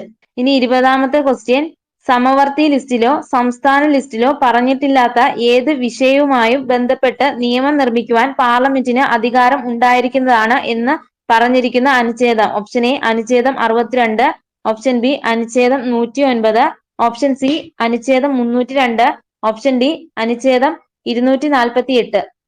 അത് ഓപ്ഷൻ ഡി 248 ആണ് കേട്ടോ. സമവർത്തി ലിസ്റ്റിലോ സംസ്ഥാന ലിസ്റ്റിലോ പറഞ്ഞിട്ടില്ലാത്ത ഏത് വിഷയവുമായും ബന്ധപ്പെട്ട് നിയമം നിർമ്മിക്കുവാൻ പാർലമെന്റിന് അധികാരം ഉണ്ടായിരിക്കുന്നതാണ് എന്ന് പറയുന്ന അനുച്ഛേദം ഏതാണ്? അത് അനുച്ഛേദം 248 ആണ്. ഇനി ഇന്ത്യൻ ഭരണഘടനയിലെ നിയമനിർമ്മാണത്തിന്റെ ശേഷിക്കുന്ന അധികാരങ്ങളെ അഥവാ അവശിഷ്ട അധികാരങ്ങളെ കുറിച്ച് പ്രതിപാദിക്കുന്ന ഭരണഘടനാ വകുപ്പ് ഏതാണ്?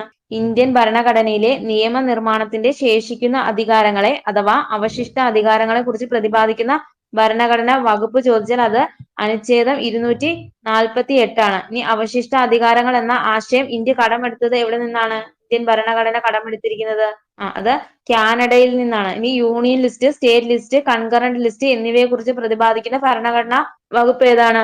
Union list, state list, concurrent list എന്നിവയെ കുറിച്ച് പ്രതിപാദിക്കുന്ന ഭരണഘടനാ വകുപ്പ് ചോദിച്ചാൽ അത് അനുച്ഛേദം 246 ആണ് കേട്ടോ. അനുച്ഛേദം 246. യൂണിയൻ ലിസ്റ്റ്, സ്റ്റേറ്റ് ലിസ്റ്റ് എന്നീ ആശയങ്ങൾ എവിടെ നിന്നാണ് കടമെടുത്തത്? യൂണിയൻ ലിസ്റ്റ്, സ്റ്റേറ്റ് ലിസ്റ്റ് എന്നീ ആശയങ്ങൾ കടമെടുത്തത് കാനഡയിൽ നിന്നും, കൺകറന്റ് ലിസ്റ്റ് എന്ന ആശയം കടമെടുത്തത് ഓസ്ട്രേലിയയിൽ നിന്നാണ് കേട്ടോ. കൺകറന്റ് ലിസ്റ്റ് എന്ന ആശയം കടം കൊണ്ടത് ഓസ്ട്രേലിയയിൽ നിന്നാണ്. ഇനി 21ാമത്തെ ക്വസ്റ്റ്യൻ, താഴെ തന്നിരിക്കുന്നവയിൽ ശരിയായത് കണ്ടെത്തുക. ഒന്നാമത് പറഞ്ഞിരിക്കുന്നത് സംസ്ഥാനങ്ങൾക്കിടയിൽ ഉണ്ടാകുന്ന തർക്കങ്ങളെ കുറിച്ച് അന്വേഷണ വിചാരണ നടത്തുവാനും ഉപദേശിക്കുവാനും പ്രസിഡന്റിന് അധികാരം ഉണ്ടായിരിക്കും. രണ്ടാമത്തെ പ്രസ്താവന സംസ്ഥാനങ്ങളുടെ കടമെടുപ്പിനെ കുറിച്ച് പ്രതിപാദിക്കുന്ന അനുച്ഛേദം 293 ആകുന്നു. മൂന്നാമത്തെ പ്രസ്താവന യൂണിയൻ പബ്ലിക് സർവീസ് കമ്മീഷൻ വർഷം തോറും ഒരു റിപ്പോർട്ട് പാർലമെന്റിൽ സമർപ്പിക്കേണ്ടതാണ്. നാലാമത്തെ പ്രസ്താവന ദേശീയ പട്ടികജാതി കമ്മീഷൻ എന്നത് ഒരു ചെയർപേഴ്സൺ, വൈസ് ചെയർപേഴ്സൺ ഉൾപ്പെടെ 4 അംഗങ്ങൾ ഉണ്ടായിരിക്കും. ഇവിടെ ആൻസർ ആയിട്ട് വരുന്ന ഓപ്ഷൻ ബി ആണ്. 1ഉം 2ഉം മാത്രമാണ് ശരിയായിട്ടുള്ളത് കേട്ടോ. ഏതൊക്കെയാണ്? സംസ്ഥാനങ്ങൾക്കിടയിൽ ഉണ്ടാകുന്ന തർക്കങ്ങളെ കുറിച്ച് അന്വേഷണ വിചാരണ നടത്തുവാനും ഉപദേശിക്കുവാനും പ്രസിഡന്റിന് അധികാരം ഉണ്ടായിരിക്കും. സംസ്ഥാനങ്ങളുടെ കടമെടുപ്പിനെ കുറിച്ച് പ്രതിപാദിക്കുന്ന അനുച്ഛേദമാണ് 293 കേട്ടോ. ഇനി യൂണിയൻ പബ്ലിക് സർവീസ് കമ്മീഷൻ വർഷം തോറും റിപ്പോർട്ട് സമർപ്പിക്കേണ്ടത് ആർക്കാണ്? യൂണിയൻ പബ്ലിക് സർവീസ് കമ്മീഷൻ അഥവാ UPSC വർഷം തോറും റിപ്പോർട്ട് സമർപ്പിക്കേണ്ടത് പ്രസിഡന്റിനാണ് കേട്ടോ. പ്രസിഡന്റ്, രാഷ്ട്രപതിയാണ് ഈ റിപ്പോർട്ട് പാർലമെന്റിന്റെ ഇരുസഭകൾക്ക് മുമ്പാകെ സമർപ്പിക്കുന്നത്. എന്താണ്? രാഷ്ട്രപതിയാണ് ഈ റിപ്പോർട്ട് പാർലമെന്റിന്റെ ഇരുസഭകൾക്ക് മുമ്പാകെ സമർപ്പിക്കുന്നത്. ഇനി പബ്ലിക് സർവീസ് കമ്മീഷൻ അഥവാ PSC റിപ്പോർട്ടുകളുമായി ബന്ധപ്പെട്ട ഭരണഘടനാ വകുപ്പ് ചോദിച്ചാൽ അത് 323 കേട്ടോ. 323 പബ്ലിക് സർവീസ് കമ്മീഷനുകളുടെ റിപ്പോർട്ടുകളുമായി ബന്ധപ്പെട്ട ഭരണഘടനാ വകുപ്പ് ചോദിച്ചാൽ അത് അനുച്ഛേദം 323 ഇനി ദേശീയ പട്ടികജാതി കമ്മീഷനിൽ ഒരു ചെയർപേഴ്സൺ, വൈസ് ചെയർപേഴ്സൺ, മറ്റു 3 അംഗങ്ങൾ, അങ്ങനെ ടോട്ടൽ 5 പേരാണ് കേട്ടോ. ദേശീയ പട്ടികജാതി കമ്മീഷനില് ഒരു ചെയർപേഴ്സൺ, വൈസ് ചെയർപേഴ്സൺ, മറ്റു 3 അംഗങ്ങളും കൂടി ടോട്ടൽ 5 പേരാണ് അടങ്ങിയിരിക്കുന്നത്. ടോട്ടൽ 5 മെമ്പേഴ്സ് കേട്ടോ. ഇനി 22ാമത്തെ ക്വസ്റ്റ്യൻ, ട്രേഡ് യൂണിയനുകൾ ഏത് ലിസ്റ്റിൽ വരുന്നവയാണ്? Option A union list, option B state list, option C concurrent list, option D അവശിഷ്ട അധികാരം. അത് ഓപ്ഷൻ സി കൺകറന്റ് ലിസ്റ്റ് ആണ് കേട്ടോ. ട്രേഡ് യൂണിയനുകൾ കൺകറന്റ് ലിസ്റ്റിൽ ഉൾപ്പെടുന്നതാണ്. ഇനി കൺകറന്റ് ലിസ്റ്റിൽ ഉൾപ്പെടുന്ന ചില വിഷയങ്ങൾ ഏതൊക്കെയാണ്? ഫാക്ടറി, ബോയിലറുകൾ, ട്രസ്റ്റ്, ട്രസ്റ്റികൾ, വർത്തമാന പത്രങ്ങൾ, അച്ചടി പ്രസ്സുകൾ, വിവാഹവും വിവാഹമോചനവും, ക്രിമിനൽ നിയമങ്ങൾ, വില നിയന്ത്രണം. ഇതൊക്കെ എന്താണ്? കൺകറന്റ് ലിസ്റ്റിൽ ഉൾപ്പെടുന്ന വിഷയങ്ങളാണ്. ഏതൊക്കെയാണ്? ഫാക്ടറികൾ, ബോയിലറുകൾ, ട്രസ്റ്റ്, ട്രസ്റ്റികൾ, വർത്തമാന പത്രങ്ങൾ, അച്ചടി പ്രസ്സുകൾ, വിവാഹവും വിവാഹമോചനവും, ക്രിമിനൽ നിയമങ്ങൾ, വില നിയന്ത്രണം. ഇതൊക്കെ എന്താണ്? കൺകറന്റ് ലിസ്റ്റിൽ ഉൾപ്പെടുന്ന വിഷയങ്ങളാണ്. ഇനി അടുത്ത 23ാമത്തെ ക്വസ്റ്റ്യൻ, താഴെ പറയുന്നവയിൽ ശരിയായ പ്രസ്താവന ഏത്? ഒന്നാമത്തെ പ്രസ്താവന, 44ാം ഭേദഗതിയിലൂടെ മതേതരത്വം എന്ന ആശയം ഭരണഘടനയുടെ ആമുഖത്തിൽ ചേർക്കപ്പെട്ടു. രണ്ടാമത്തെ പ്രസ്താവന, 52ാമത് ഭേദഗതിയിലൂടെ മൗലിക കടമകൾ ഉൾപ്പെടുത്തി. മൂന്നാമത്തെ പ്രസ്താവന, 73ാമത് ഭേദഗതി പഞ്ചായത്തി രാജ് സമ്പ്രദായം നടപ്പിലാക്കി. നാലാമത്തെ പ്രസ്താവന, 74ാമത് ഭേദഗതി നഗരപാലിക ബില്ല് നടപ്പിലാക്കി. ഇവിടെ ആൻസർ ആയിട്ട് വരുന്നത് ഓപ്ഷൻ സി ആണ്. 3ഉം 4 മാത്രമാണ് ശരിയായിട്ടുള്ളത്. ഏതൊക്കെയാണ്? 73ാമത് ഭേദഗതി പഞ്ചായത്തി രാജ് സമ്പ്രദായം നടപ്പിലാക്കി. ഇനി 74ാമത് ഭേദഗതി നഗരപാലിക ബില്ല് നടപ്പിലാക്കി. ഇനി മൗലിക കടമകൾ ഇന്ത്യൻ ഭരണഘടനയുടെ ഭാഗമായ ഭേദഗതി ഏതാണ്? അത് 42ാം ഭരണഘടനാ ഭേദഗതി നിയമം 1976 ആണ് കേട്ടോ. മൗലിക കടമകൾ ഇന്ത്യൻ ഭരണഘടനയിൽ ഉൾപ്പെടുത്തിയ ഭേദഗതി ചോദിച്ചാൽ അത് 42ാം ഭരണഘടനാ ഭേദഗതി നിയമം 1976 ആണ്. ഇനി ഭരണഘടനയുടെ ആമുഖത്തിൽ ഭേദഗതി വരുത്തിയ സോഷ്യലിസം, സെക്യുലാരിസം, ഇന്റഗ്രിറ്റി എന്നീ വാക്കുകൾ കൂട്ടിച്ചേർത്ത ഭരണഘടനാ ഭേദഗതി ചോദിച്ചാൽ ഏതാണ്? അത് 42ാം ഭരണഘടനാ ഭേദഗതി നിയമം 1976 ആണ് കേട്ടോ. ഏതൊക്കെയാണ്? ഭരണഘടനയുടെ ആമുഖത്തില് ഭേദഗതി വരുത്തിയ സോഷ്യലിസം, സെക്യുലാരിസം, ഇന്റഗ്രിറ്റി എന്നീ വാക്കുകൾ കൂട്ടിച്ചേർത്ത ഭരണഘടനാ ഭേദഗതി ചോദിച്ചാൽ അത് 42ാം ഭരണഘടനാ ഭേദഗതി നിയമം 1976 കേട്ടോ. ഇനി ആമുഖം എത്ര തവണ ഭേദഗതി ചെയ്തിട്ടുണ്ട്? ആമുഖം എത്ര തവണ ഭേദഗതി ചെയ്തിട്ടുണ്ട്? അത് ഒരു വട്ടമാണ് കേട്ടോ. ഇനി അടുത്ത ക്വസ്റ്റ്യൻ, 24ാമത്തെ ക്വസ്റ്റ്യൻ, താഴെ പറയുന്നവയിൽ ശരിയായ പ്രസ്താവന ഏത്? ഓപ്ഷൻ എ, ഭരണഘടനാ നിർമ്മാണ സമിതിയുടെ ആദ്യ സമ്മേളനം 1946 ഡിസംബർ 9 നടന്നു. രണ്ടാമത്തെ പ്രസ്താവന, ആദ്യ സമ്മേളനത്തിൽ പങ്കെടുത്തവരുടെ എണ്ണം 207. മൂന്നാമത്തെ പ്രസ്താവന, ആദ്യ സമ്മേളനത്തിൽ പങ്കെടുത്ത വനിതകൾ 7. അപ്പൊ ഇവിടെ ആൻസർ ആയിട്ട് വരുന്നത് ഓപ്ഷൻ എ ആണ്. എയും ബി മാത്രമാണ് ശരിയായിട്ടുള്ളത് കേട്ടോ. ഭരണഘടനാ നിർമ്മാണ സമിതിയുടെ ആദ്യ സമ്മേളനം 1946 ഡിസംബർ 9 നടന്നു. ആദ്യ സമ്മേളനത്തിൽ പങ്കെടുത്തവരുടെ എണ്ണം ചോദിച്ചാൽ അത് 207 പേരാണ് കേട്ടോ. ഇനി ഭരണഘടനാ നിയമനിർമ്മാണ സഭ രൂപീകൃതമായ വർഷം എന്നാണ്? ഭരണഘടനാ നിയമനിർമ്മാണ സഭ രൂപീകൃതമായ വർഷം ചോദിച്ചാൽ അത് 1946 ഡിസംബർ 6 കേട്ടോ. 1946 ഡിസംബർ 6 ഭരണഘടനാ നിർമ്മാണ സഭയുടെ ആദ്യ യോഗം ചേർന്നത്. 1946 ഡിസംബർ 9. 1946 ഡിസംബർ 9 ഇനി ആദ്യ സമ്മേളനത്തിൽ പങ്കെടുത്തവരുടെ എണ്ണം എത്രയാണ്? ആദ്യ സമ്മേളനത്തിൽ പങ്കെടുത്തവരുടെ എണ്ണം എത്രയാണ്? അത് 207 പേരാണ് കേട്ടോ. ആദ്യ സമ്മേളനത്തിൽ പങ്കെടുത്തവരുടെ എണ്ണം ചോദിച്ചാല് 207 പേരാണ്. ഇനി ആദ്യ സമ്മേളനത്തിൽ പങ്കെടുത്ത വനിതകളുടെ എണ്ണം എത്രയാണ്? ആദ്യ സമ്മേളനത്തിൽ പങ്കെടുത്ത വനിതകളുടെ എണ്ണം ചോദിച്ചാൽ അത് 9 കേട്ടോ. ഇനി ഭരണഘടനാ നിർമ്മാണ സഭയെ ആദ്യമായി അഭിസംബോധന ചെയ്ത ആരാണ്? ഭരണഘടനാ നിയമനിർമ്മാണ സഭയെ ആദ്യമായി അഭിസംബോധന ചെയ്ത ആരാണെന്ന് വെച്ചാൽ അത് JB കൃപലാനിയാണ് കേട്ടോ. JB കൃപലാനിയാണ്. ഇനി ആദ്യ സമ്മേളനത്തിന്റെ താൽക്കാലിക അധ്യക്ഷനാണ് ഡോക്ടർ സച്ചിദാനന്ദ സിൻഹ കേട്ടോ. ആദ്യ സമ്മേളനത്തിന്റെ താൽക്കാലിക അധ്യക്ഷൻ ചോദിച്ചാൽ അത് ഡോക്ടർ സച്ചിദാനന്ദ സിൻഹയാണ്. ഇനി കോൺസ്റ്റിറ്റ്യൂവന്റ് അസംബ്ലിയുടെ സ്ഥിരം അധ്യക്ഷൻ ആരാണ്? ഭരണഘടനാ നിർമ്മാണ സഭയുടെ സ്ഥിരം അധ്യക്ഷൻ ചോദിച്ചാൽ അത് ഡോക്ടർ രാജേന്ദ്ര പ്രസാദ് ആണ് കേട്ടോ. ഡോക്ടർ രാജേന്ദ്ര പ്രസാദ് ആണ്. ഇനി ഭരണഘടനാ നിയമനിർമ്മാണ സഭയിലെ മലയാളി അംഗങ്ങൾ എത്ര പേരായിരുന്നു? ഭരണഘടനാ നിയമനിർമ്മാണ സഭയിലെ മലയാളി അംഗങ്ങൾ ചോദിച്ചാൽ എത്ര പേരാണ്? അത് 17 പേരാണ് കേട്ടോ. 17 പേര്.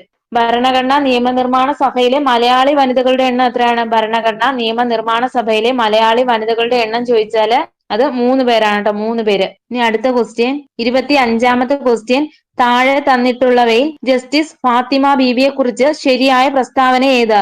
ഒന്നാമത് പറഞ്ഞിരിക്കുന്നത് 1988 സുപ്രീം കോടതിയിലെ ആദ്യത്തെ വനിതാ ജഡ്ജിയായി. രണ്ടാമത് പറഞ്ഞിരിക്കുന്നത് ദേശീയ മനുഷ്യാവകാശ കമ്മീഷനിൽ അംഗമായ മലയാളി വനിത. മൂന്നാമത് പറഞ്ഞിരിക്കുന്നത് കേരള ഹൈക്കോടതിയിലെ ആദ്യ മുസ്ലിം വനിതാ ജഡ്ജി.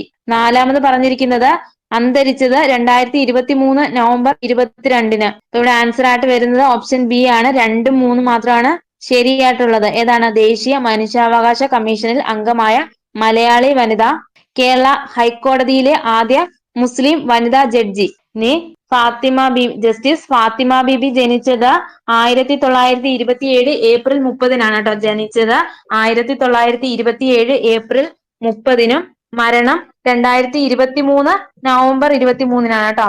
2023 നവംബർ 23-നാണ് മരണം. ഇനി 1989 മുതൽ 1992 വരെ സുപ്രീം കോടതി ജഡ്ജി ആയിരുന്നു കേട്ടോ. 1989 മുതൽ 1992 വരെ സുപ്രീം കോടതി ജഡ്ജി ആയിരുന്നു. ഇനി സംസ്ഥാന സർക്കാരിന്റെ രണ്ടാമത്തെ പരമോന്നത പുരസ്കാരമായ കേരള പ്രഭ 2023 ലഭിച്ചു കേട്ടോ.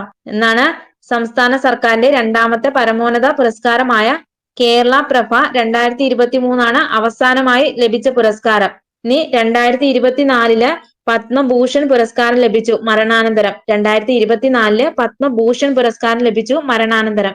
സംസ്ഥാന സർക്കാരിന്റെ രണ്ടാമത്തെ പരമോന്നത പുരസ്കാരമായ കേരള പ്രഭ 2023 അവസാനമായി ലഭിച്ച പുരസ്കാരം. ഇനി 2024 പത്മഭൂഷൺ പുരസ്കാരം ലഭിച്ചു മരണാനന്തരമാണ്. ഇനി ദേശീയ മനുഷ്യാവകാശ കമ്മീഷനിലും ആദായ നികുതി അപ്പലേറ്റ് ട്രൈബ്യൂണലിലും അംഗമായിരുന്നു കേട്ടോ. ദേശീയ മനുഷ്യാവകാശ കമ്മീഷനിലും ആദായ നികുതി അപ്പലേറ്റ് ട്രൈബ്യൂണലിലും അംഗമായിരുന്നു.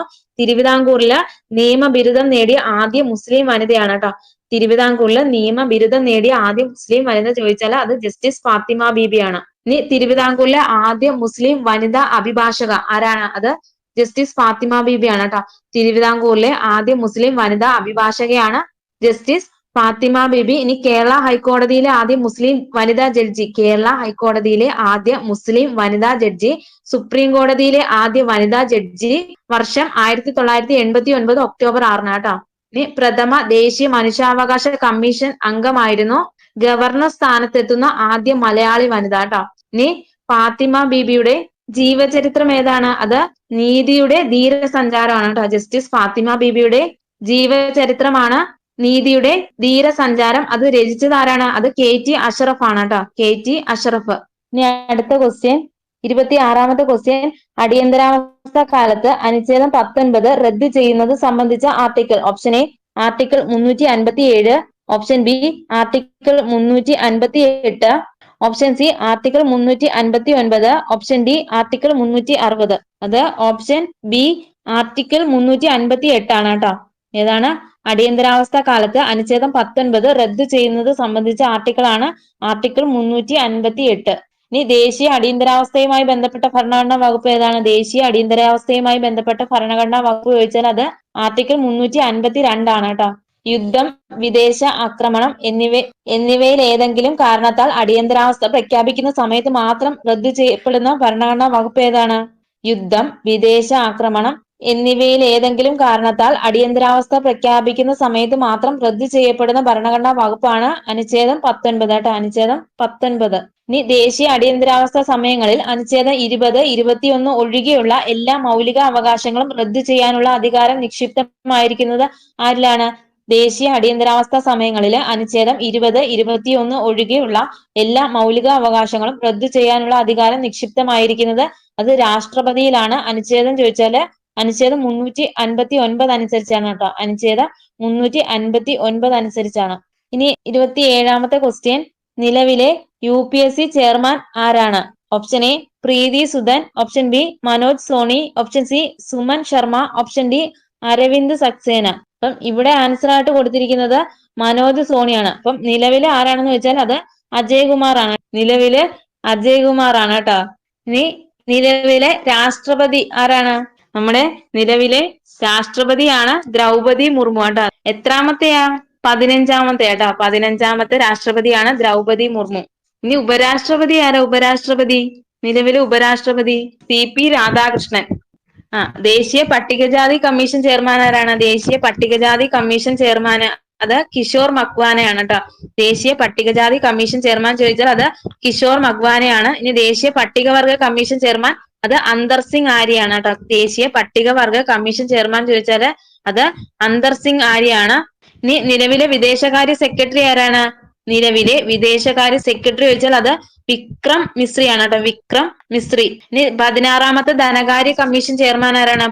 16ാമത്തെ ധനകാര്യ കമ്മീഷൻ ചെയർമാൻ അത് അരവിന്ദ് പനഗരിയാണ് കേട്ടോ. അരവിന്ദ് പനഗരിയ. നിലവിലെ നീതി ആയോഗ് CEO ആരാണ്? നിലവിലെ നീതി ആയോഗിന്റെ CEO ചോദിച്ചാല് അത് BVR സുബ്രഹ്മണ്യം ആണ് കേട്ടോ. BVR സുബ്രഹ്മണ്യം. നീതി ആയോഗിന്റെ വൈസ് ചെയർമാൻ ചോദിച്ചാൽ അത് സുമൻ ബെറിയാണ് കേട്ടോ. നീതി ആയോഗിന്റെ vice chairman Suman ബെറിയും.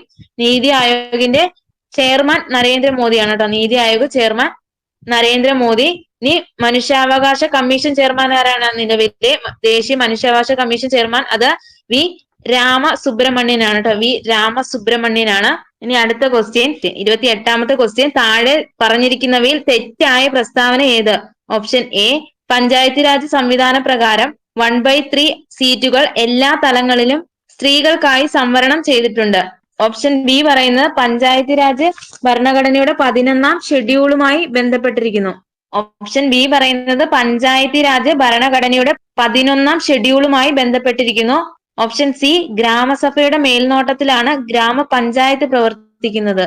Option D, ഗ്രാമസഭ വിളിച്ചു ചേർക്കുന്നത് ഗ്രാമപഞ്ചായത്ത് പ്രസിഡന്റും അധ്യക്ഷൻ വാർഡ് മെമ്പറുമാണ്. ഇപ്പൊ ഇവിടെ ആൻസർ ആയിട്ട് വരുന്നത് ഓപ്ഷൻ ഡി ആണ് കേട്ടോ. ഓപ്ഷൻ ഡി ആണ് തെറ്റായിട്ടുള്ളത്. അപ്പം പഞ്ചായത്ത് രാജ് സംവിധാന പ്രകാരം 1/3 സീറ്റുകൾ എല്ലാ തലങ്ങളിലും സ്ത്രീകൾക്കായി സംവരണം ചെയ്തിരിക്കുന്നു. ഇനി പഞ്ചായത്ത് രാജ് ഭരണഘടനയുടെ 11ാം ഷെഡ്യൂളുമായി ബന്ധപ്പെട്ടിരിക്കുന്നു. ഇനി ഗ്രാമസഭ വിളിച്ചു ചേർക്കുന്നത് ആരാണ്? ഗ്രാമസഭ വിളിച്ചു ചേർക്കുന്നത് അത് വാർഡ് മെമ്പറും.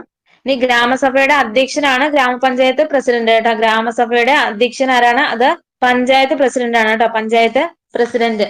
ഇനി ഒരു ഗ്രാമത്തിന്റെ വികസന പദ്ധതികൾ തയ്യാറാക്കുന്നത് എവിടെയാണ്? ഒരു ഗ്രാമത്തിന്റെ വികസന പദ്ധതികൾ തയ്യാറാക്കുന്നത് ഗ്രാമസഭയിലാണ്. ഇനി 1994 കേരള പഞ്ചായത്ത് രാജ് നിയമം അനുസരിച്ച് ഗ്രാമസഭ സമ്മേളിക്കുന്നതിനുള്ള കോറം എത്രയാണ്? അത് ആകെ അംഗങ്ങളുടെ 1/10 അഥവാ 10% കേട്ടോ. 1994 കേരള പഞ്ചായത്ത് രാജ് നിയമം അനുസരിച്ച് ഗ്രാമസഭ സമ്മേളിക്കുന്നതിനുള്ള കോറം ചോദിച്ചാൽ ആകെ അംഗങ്ങളുടെ 1/10 അഥവാ 10%. ഇനി എല്ലാ ഗ്രാമപഞ്ചായത്തുകളും നിർബന്ധമായും ഗ്രാമസഭകൾ രൂപീകരിക്കണമെന്ന് വ്യവസ്ഥ ചെയ്ത ഭരണഘടനാ ഭേദഗതി ഏതാണ്? അത് 73ാം ഭരണഘടനാ ഭേദഗതിയാണ് കേട്ടോ. എല്ലാ ഗ്രാമപഞ്ചായത്തുകളും നിർബന്ധമായും ഗ്രാമസഭകൾ രൂപീകരിക്കണമെന്ന് വ്യവസ്ഥ ചെയ്ത ഭരണഘടനാ ഭേദഗതിയാണ് 73ാം ഭരണഘടനാ ഭേദഗതി. ഇനി ഗ്രാമസഭ വിളിച്ചു കൂട്ടേണ്ടത് എത്ര മാസത്തിലൊരിക്കലാണ്? ഗ്രാമസഭ വിളിച്ചു കൂട്ടേണ്ടത് 3 മാസത്തിലൊരിക്കലാണ് കേട്ടോ. 3 മാസത്തിലൊരിക്കല്. അടുത്ത ക്വസ്റ്റ്യൻ, 29ാമത്തെ ക്വസ്റ്റ്യൻ. കേരളത്തിൽ പഞ്ചായത്തി രാജ് ദിനം എന്നാണ്? Option A, April 23. Option B, February 19. Option C, April 24. Option D, February 18. അത് ഓപ്ഷൻ ബി, ഫെബ്രുവരി 19 ആണ് കേട്ടോ. കേരളത്തിൽ പഞ്ചായത്തി രാജ് ദിനം എന്നാണ്? അത് ഫെബ്രുവരി 19. ഇനി ദേശീയ പഞ്ചായത്ത് രാജ് ദിനമായി ആചരിക്കപ്പെടുന്ന തീയതി എന്നാണ്? ദേശീയ പഞ്ചായത്ത് രാജ് ദിനമായി ആചരിക്കപ്പെടുന്ന തീയതി ചോദിച്ചാൽ അത് ഏപ്രിൽ 24 കേട്ടോ. ഏപ്രിൽ 24. ഇനി 1993 ഏപ്രിൽ 24 പഞ്ചായത്ത് രാജ് നിയമം നിലവിൽ വന്നത്. എന്നാണ്? 1993 ഏപ്രിൽ 24 പഞ്ചായത്ത് രാജ് നിയമം നിലവിൽ വന്നത്. ഇനി പഞ്ചായത്ത് രാജിന്റെ പിതാവ് ആരാണ്? പഞ്ചായത്ത് രാജിന്റെ പിതാവ് അത് ബൽവന്ത് റായ് മേത്തയാണ് കേട്ടോ. ബൽവന്ത് റായ് മേത്തയാണ്. ഇനി ബൽവന്ത് റായ് മേത്തയുടെ ജന്മദിനമായ ഫെബ്രുവരി 19 കേരളത്തിൽ പഞ്ചായത്ത് രാജ് ദിനമായിട്ട് ആചരിക്കപ്പെടുന്നത് കേട്ടോ. ഇനി അടുത്ത ക്വസ്റ്റ്യൻ, 30ാമത്തെ ക്വസ്റ്റ്യൻ. കേരള നെൽവയൽ തണ്ണീർത്തട സംരക്ഷണ നിയമം രൂപീകൃതമായത് ഏത് ആക്ട് പ്രകാരമാണ്? അത് ഓപ്ഷൻ എ, 2008 28ാം നമ്പർ ആക്ട് ആണ് കേട്ടോ. 2008 28ാം നമ്പർ ആക്ട് ആണ്. ഇനി കേരള നെൽവയൽ തണ്ണീർത്തട സംരക്ഷണ നിയമം 2008 ഗവർണർ ഒപ്പുവെച്ചത് എന്നാണെന്ന് വെച്ചാൽ അത് 2008 ഓഗസ്റ്റ് 11 കേട്ടോ. കേരള നെൽവയൽ തണ്ണീർത്തട സംരക്ഷണ നിയമം 2008 ഗവർണർ ഒപ്പുവെച്ചത് 2008 ഓഗസ്റ്റ് 11. ഇനി കേരള നെൽവയൽ തണ്ണീർത്തട സംരക്ഷണ നിയമം 2008 വകുപ്പുകളുടെ എണ്ണം ചോദിച്ചാൽ അത് 30 കേട്ടോ. എന്താണ്? കേരള നെൽവയൽ തണ്ണീർത്തട സംരക്ഷണ നിയമം 2008 വകുപ്പുകളുടെ എണ്ണമാണ് 30. കേരള നെൽവയൽ തണ്ണീർത്തട സംരക്ഷണ നിയമം 2008 നിലവിൽ വരുമ്പോൾ കേരളത്തിന്റെ മുഖ്യമന്ത്രി ആരായിരുന്നു? നിയമം നിലവിൽ വരുമ്പോൾ കേരളത്തിന്റെ മുഖ്യമന്ത്രി ചോദിച്ചാല് VS അച്യുതാനന്ദനാണ് കേട്ടോ. VS അച്യുതാനന്ദനാണ്. ഇനി കേരള നെൽവയൽ തണ്ണീർത്തട സംരക്ഷണ നിയമം നിലവിൽ വന്ന തീയതിയാണ് 2008 ഓഗസ്റ്റ് 12. 2008 ഓഗസ്റ്റ് 12. ഇനി കേരള സംസ്ഥാന തണ്ണീർത്തട അതോറിറ്റി രൂപീകൃതമാകാൻ കാരണമായ നിയമം ചോദിച്ചാൽ അത് തണ്ണീർത്തട സംരക്ഷണവും പരിപാലനവും നിയമം 2010 കേട്ടോ. ഏതാണ്? കേരള സംസ്ഥാന തണ്ണീർത്തട അതോറിറ്റി. കേരള സംസ്ഥാന തണ്ണീർത്തട അതോറിറ്റി രൂപീകൃതമാകാൻ കാരണമായ നിയമമാണ് തണ്ണീർത്തട സംരക്ഷണവും പരിപാലനവും നിയമം 2010 കേട്ടോ. ഇനി ഈ നിയമപ്രകാരം കേരള സംസ്ഥാന തണ്ണീർത്തട അതോറിറ്റി നിലവിൽ വന്ന എന്നാണ്? തണ്ണീർത്തട അതോറിറ്റി നിലവിൽ വന്നത് 2015 മെയ് 25 കേട്ടോ. 2015 മെയ് 25. ഇനി കേരള സംസ്ഥാന തണ്ണീർത്തട അതോറിറ്റിയുടെ ചെയർമാൻ എപ്പോഴും ആരായിരിക്കും? അത് പരിസ്ഥിതി വകുപ്പ് മന്ത്രി. ആരാ ഇപ്പോഴത്തെ പരിസ്ഥിതി വകുപ്പ് മന്ത്രി? അത് നമ്മുടെ മുഖ്യമന്ത്രി തന്നെയാണ് കേട്ടോ. അപ്പം കേരള സംസ്ഥാന തണ്ണീർത്തട അതോറിറ്റി നിലവിൽ വരുമ്പോൾ ചെയർമാൻ ചോദിച്ചാൽ അത് പരിസ്ഥിതി വകുപ്പ് മന്ത്രിയും കൺവീനർ അതിന്റെ പ്രിൻസിപ്പൽ സെക്രട്ടറി ആണ് കേട്ടോ. കേരള സംസ്ഥാന തണ്ണീർത്തട അതോറിറ്റി നിലവിൽ വരുമ്പോൾ ചെയർമാൻ ആരാണെന്ന് ചോദിച്ചാൽ അത് പരിസ്ഥിതി വകുപ്പ് മന്ത്രിയും കൺവീനർ ചെയർമാൻ പരിസ്ഥിതി വകുപ്പ് മന്ത്രിയും കൺവീനർ പ്രിൻസിപ്പൽ സെക്രട്ടറി ആയിരിക്കേണ്ട. അതായത് പരിസ്ഥിതി വകുപ്പ്. ഇനി നിലവിലെ കേരള സംസ്ഥാന തണ്ണീർത്തട അതോറിറ്റി അടിസ്ഥാനമാക്കിയിരിക്കുന്ന നിയമം ചോദിച്ചാൽ അത് തണ്ണീർത്തട സംരക്ഷണവും പരിപാലനവും നിയമം 2017. നിലവിലെ കേരള സംസ്ഥാന തണ്ണീർത്തട അതോറിറ്റി അടിസ്ഥാനമാക്കിയിരിക്കുന്ന നിയമം ചോദിച്ചാൽ അത് തണ്ണീർത്തട സംരക്ഷണവും പരിസ്ഥിതി പരിപാലനവും നിയമം 2017. നിലവിലെ കേരള സംസ്ഥാന തണ്ണീർത്തട അതോറിറ്റി കേരള സർക്കാർ രൂപീകരിച്ചത് 2017 ഡിസംബർ 28 കേട്ടോ. എന്താണ്? നിലവിലെ കേരള സംസ്ഥാന തണ്ണീർത്തട അതോറിറ്റി കേരള സർക്കാർ രൂപീകരിച്ചത് 2017 ഡിസംബർ 28. ഇനി നിലവിലെ കേരള സംസ്ഥാന തണ്ണീർത്തട അതോറിറ്റിയുടെ ഘടന ചോദിച്ചാൽ ചെയർമാൻ ആരാണ്? അത് പരിസ്ഥിതി അല്ലെങ്കിൽ വനം വകുപ്പ് മന്ത്രി ആയിരിക്കും. നിലവിലെ കേരള സംസ്ഥാന തണ്ണീർത്തട അതോറിറ്റിയുടെ ഘടനയാണ് പറയുന്നത്. ചെയർമാൻ ഉണ്ട്. ചെയർമാൻ ആരായിരിക്കും? അത് പരിസ്ഥിതി ഓർ വനം വകുപ്പ് മന്ത്രി ആയിരിക്കും. ഇനി വൈസ് ചെയർമാൻ ഉണ്ട്. അത് ചീഫ് സെക്രട്ടറി ആയിരിക്കും കേട്ടോ. വൈസ് ചെയർമാൻ ആരാണ്? അത് ചീഫ് സെക്രട്ടറി ആയിരിക്കും. ഇനി ഒരു മെമ്പർ സെക്രട്ടറി ഉണ്ട്. അത് director of environment and climate change. അതാണ് member secretary, director of environment and climate change. ഇനി നിലവിലെ ചെയർമാൻ ചോദിച്ചാൽ അത് പിണറായി വിജയനാണ് കേട്ടോ. പിണറായി വിജയൻ. കേരള സംസ്ഥാന തണ്ണീർത്തട അതോറിറ്റിയെ കുറിച്ച് ഒന്നും കൂടെ പറയാം. കേരള സംസ്ഥാന തണ്ണീർത്തട അതോറിറ്റിയെ കുറിച്ചാണ് പറയുന്നത്. ഇനി കേരള സംസ്ഥാന തണ്ണീർത്തട അതോറിറ്റി രൂപീകൃതമാകാൻ കാരണമായ നിയമം ഏതാണെന്ന് ചോദിച്ചാൽ അത് തണ്ണീർത്തട സംരക്ഷണവും പരിപാലനവും നിയമം 2010. കേരള സംസ്ഥാന തണ്ണീർത്തട അതോറിറ്റി രൂപീകൃതമാകാൻ കാരണമായിട്ടുള്ള നിയമമാണ് തണ്ണീർത്തട സംരക്ഷണവും പരിപാലനവും നിയമം 2010. ഈ നിയമപ്രകാരം കേരള സംസ്ഥാന തണ്ണീർത്തട അതോറിറ്റി നിലവിൽ വന്നത് എന്നാണ്? 2015 മെയ് 25 കേട്ടോ. 2015 മെയ് 25 കേരള സംസ്ഥാന തണ്ണീർത്തട അതോറിറ്റി നിലവിൽ വരുമ്പോൾ ചെയർമാൻ ആരാണ്? പരിസ്ഥിതി വകുപ്പ് മന്ത്രിയാണ്. കൺവീനർ പ്രിൻസിപ്പൽ സെക്രട്ടറി അഥവാ പരിസ്ഥിതി വകുപ്പ്. ഇനി നിലവിലെ കേരള സംസ്ഥാന തണ്ണീർത്തട അതോറിറ്റി അടിസ്ഥാനമാക്കിയിട്ടുള്ള നിയമം തണ്ണീർത്തട സംരക്ഷണവും പരിപാലനവും നിയമം 2017 കേട്ടോ. നിലവിലെ കേരള സംസ്ഥാന തണ്ണീർത്തട അതോറിറ്റി അടിസ്ഥാനമാക്കിയിരിക്കുന്ന നിയമം ചോദിച്ചാൽ അത് തണ്ണീർത്തട സംരക്ഷണവും പരിപാലനവും നിയമം 2017. ഇനി നിലവിലെ കേരള സംസ്ഥാന തണ്ണീർത്തട അതോറിറ്റി കേരള സർക്കാർ രൂപീകരിച്ചത് 2017 ഡിസംബർ 28. എത്രയാണ്? 2017 ഡിസംബർ 28. ഇനി നിലവിലെ കേരള സംസ്ഥാന തണ്ണീർത്തട അതോറിറ്റിയുടെ ഘടന എങ്ങനെയാണ്? ചെയർമാൻ ആരായിരിക്കും? പരിസ്ഥിതി അല്ലെങ്കിൽ വനം വകുപ്പ് മന്ത്രി ആയിരിക്കും. പിന്നീട് വരുന്നതാണ് വൈസ് ചെയർമാന്, ചീഫ് സെക്രട്ടറി ആയിരിക്കും. വൈസ് ചെയർമാൻ ആയിട്ട് വരുന്നത് ചീഫ് സെക്രട്ടറി, കേരള സർക്കാർ കേട്ടോ. ഇനി മെമ്പർ സെക്രട്ടറി ആരാണ്? അത് director of environment and climate change. നിലവിലെ ചെയർമാനാണ് പിണറായി വിജയൻ. ഇനി അടുത്ത ക്വസ്റ്റ്യൻ 31ാമത്തെ ക്വസ്റ്റ്യൻ. കേരള ജുഡീഷ്യൽ സർവീസിലെയോ കേരള ക്രിമിനൽ ജുഡീഷ്യൽ സർവീസിലെയോ ഒരംഗത്തെ സസ്പെൻഡ് ചെയ്യാൻ അധികാരമുള്ളത്?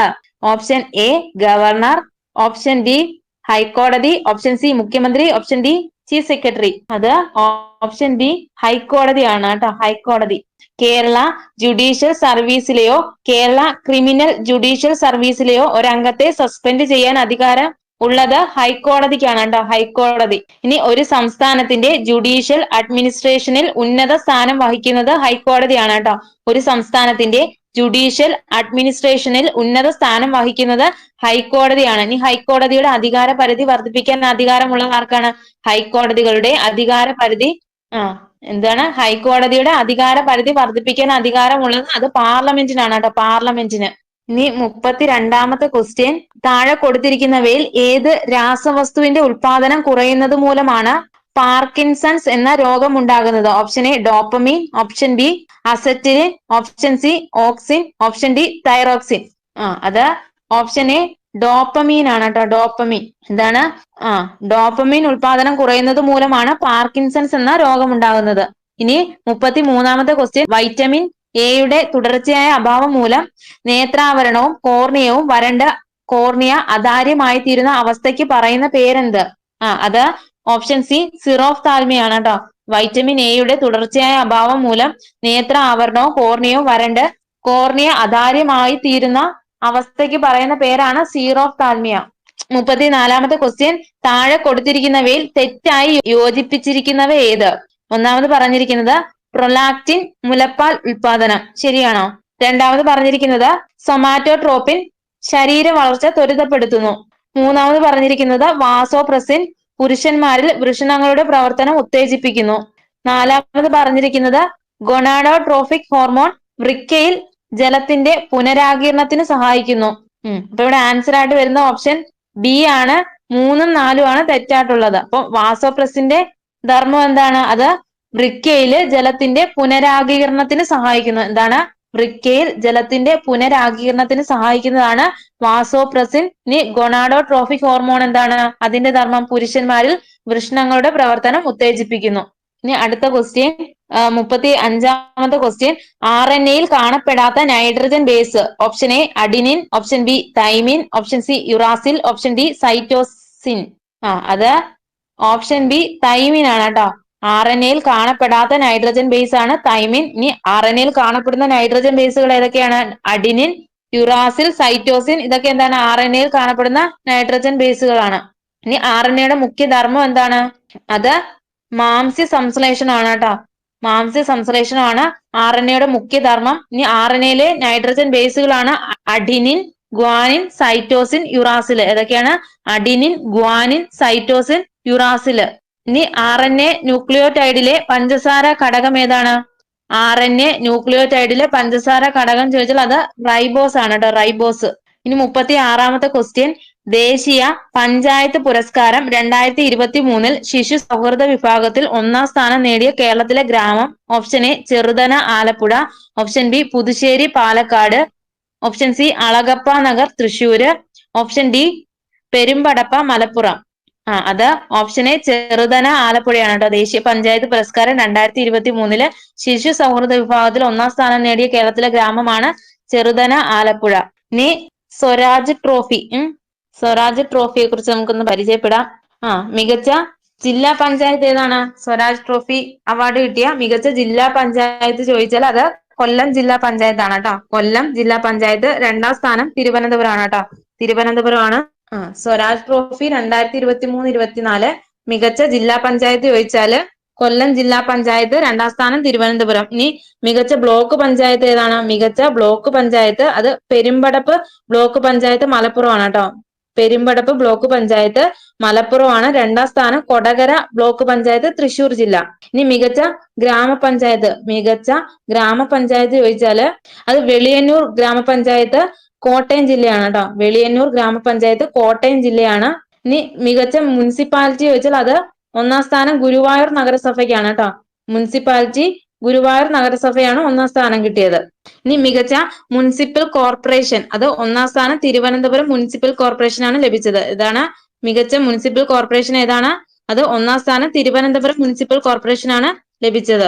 ഇനി 37ാമത്തെ ക്വസ്റ്റ്യൻ, 2023 വൈദ്യശാസ്ത്ര നോബലിന് അർഹരായ ശാസ്ത്രജ്ഞൻ. Option A Ferenc Krausz, option B Pierre Agostini, option C Louis E Brus, option D Drew Weissman. അത് ഓപ്ഷൻ ഡി ഡ്രൂ വെയ്സ്മാൻ ആണ് കേട്ടോ. ഇനി അടുത്ത ക്വസ്റ്റ്യൻ, 38ാമത്തെ ക്വസ്റ്റ്യൻ, ഇലക്ട്രോ മാഗ്നറ്റിക് സ്പെക്ട്രത്തിൽ ഏറ്റവും തരംഗദൈർഘ്യം കൂടിയ രശ്മി ഏത്? ഓപ്ഷൻ എ ഗാമ തരംഗം, ഓപ്ഷൻ ബി റേഡിയോ തരംഗം, ഓപ്ഷൻ സി എക്സ് തരംഗം, ഓപ്ഷൻ ഡി യു വി തരംഗം. അത് ഓപ്ഷൻ ബി റേഡിയോ തരംഗമാണ് കേട്ടോ. ഇലക്ട്രോ മാഗ്നറ്റിക് സ്പെക്ട്രത്തിൽ ഏറ്റവും തരംഗദൈർഘ്യം കൂടിയ രശ്മിയാണ് റേഡിയോ തരംഗം. ഇനി അടുത്ത ക്വസ്റ്റ്യൻ 39ാമത്തെ ക്വസ്റ്റ്യൻ ക്യാൻസൽ ആണ്. 40ാമത്തെ ക്വസ്റ്റ്യൻ 20 ഗ്രാം ഭാരമുള്ള ഒരു വസ്തുവിന്റെ ഭൂമിയിൽ നിന്നുള്ള പാലായന പ്രവേഗം 11.2 കിലോമീറ്റർ പെർ സെക്കൻഡ് ആണ് എങ്കിൽ 100 ഗ്രാം ഭാരമുള്ള വസ്തുവിന്റെ പാലായന പ്രവേഗം എത്രയായിരിക്കും എന്നാണ് ക്വസ്റ്റ്യൻ. ഓപ്ഷൻ വായിക്കാം. 1.12 kilometre per second, option B 112 kilometre per second, option C 11.2 kilometre per second, option D 0.112 kilometre per second.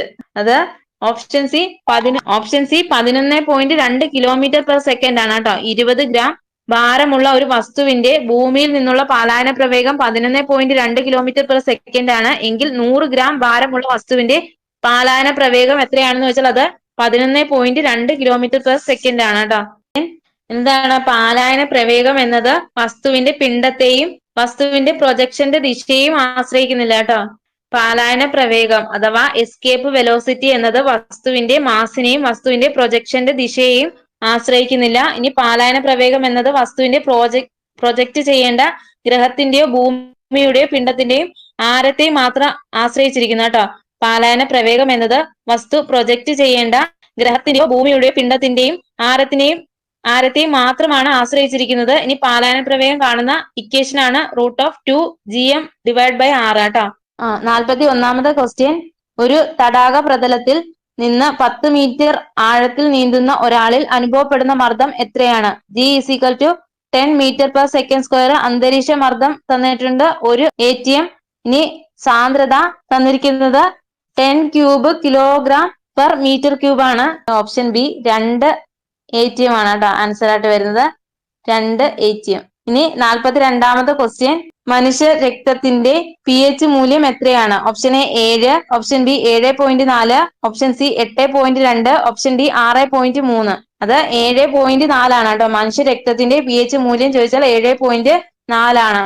ഇനി കടൽ ജലത്തിന്റെ pH മൂല്യം എത്രയാണ്? കടൽ ജലത്തിന്റെ pH മൂല്യം ചോദിച്ചാൽ അത് 8 ആണ് കേട്ടോ. കടൽ ജലത്തിന്റെ pH മൂല്യം 8 ആണ്. പാലിലെ pH മൂല്യം എത്രയാണ്? പാല് അത് 6.5 ആണ്. പാല് 6.5 ആണ് കേട്ടോ. ഇനി നാരങ്ങ വെള്ളത്തിലെ pH മൂല്യം 2.4 ആണ്. നാരങ്ങ വെള്ളം ആണെങ്കിൽ 2.4 ആണ് കേട്ടോ.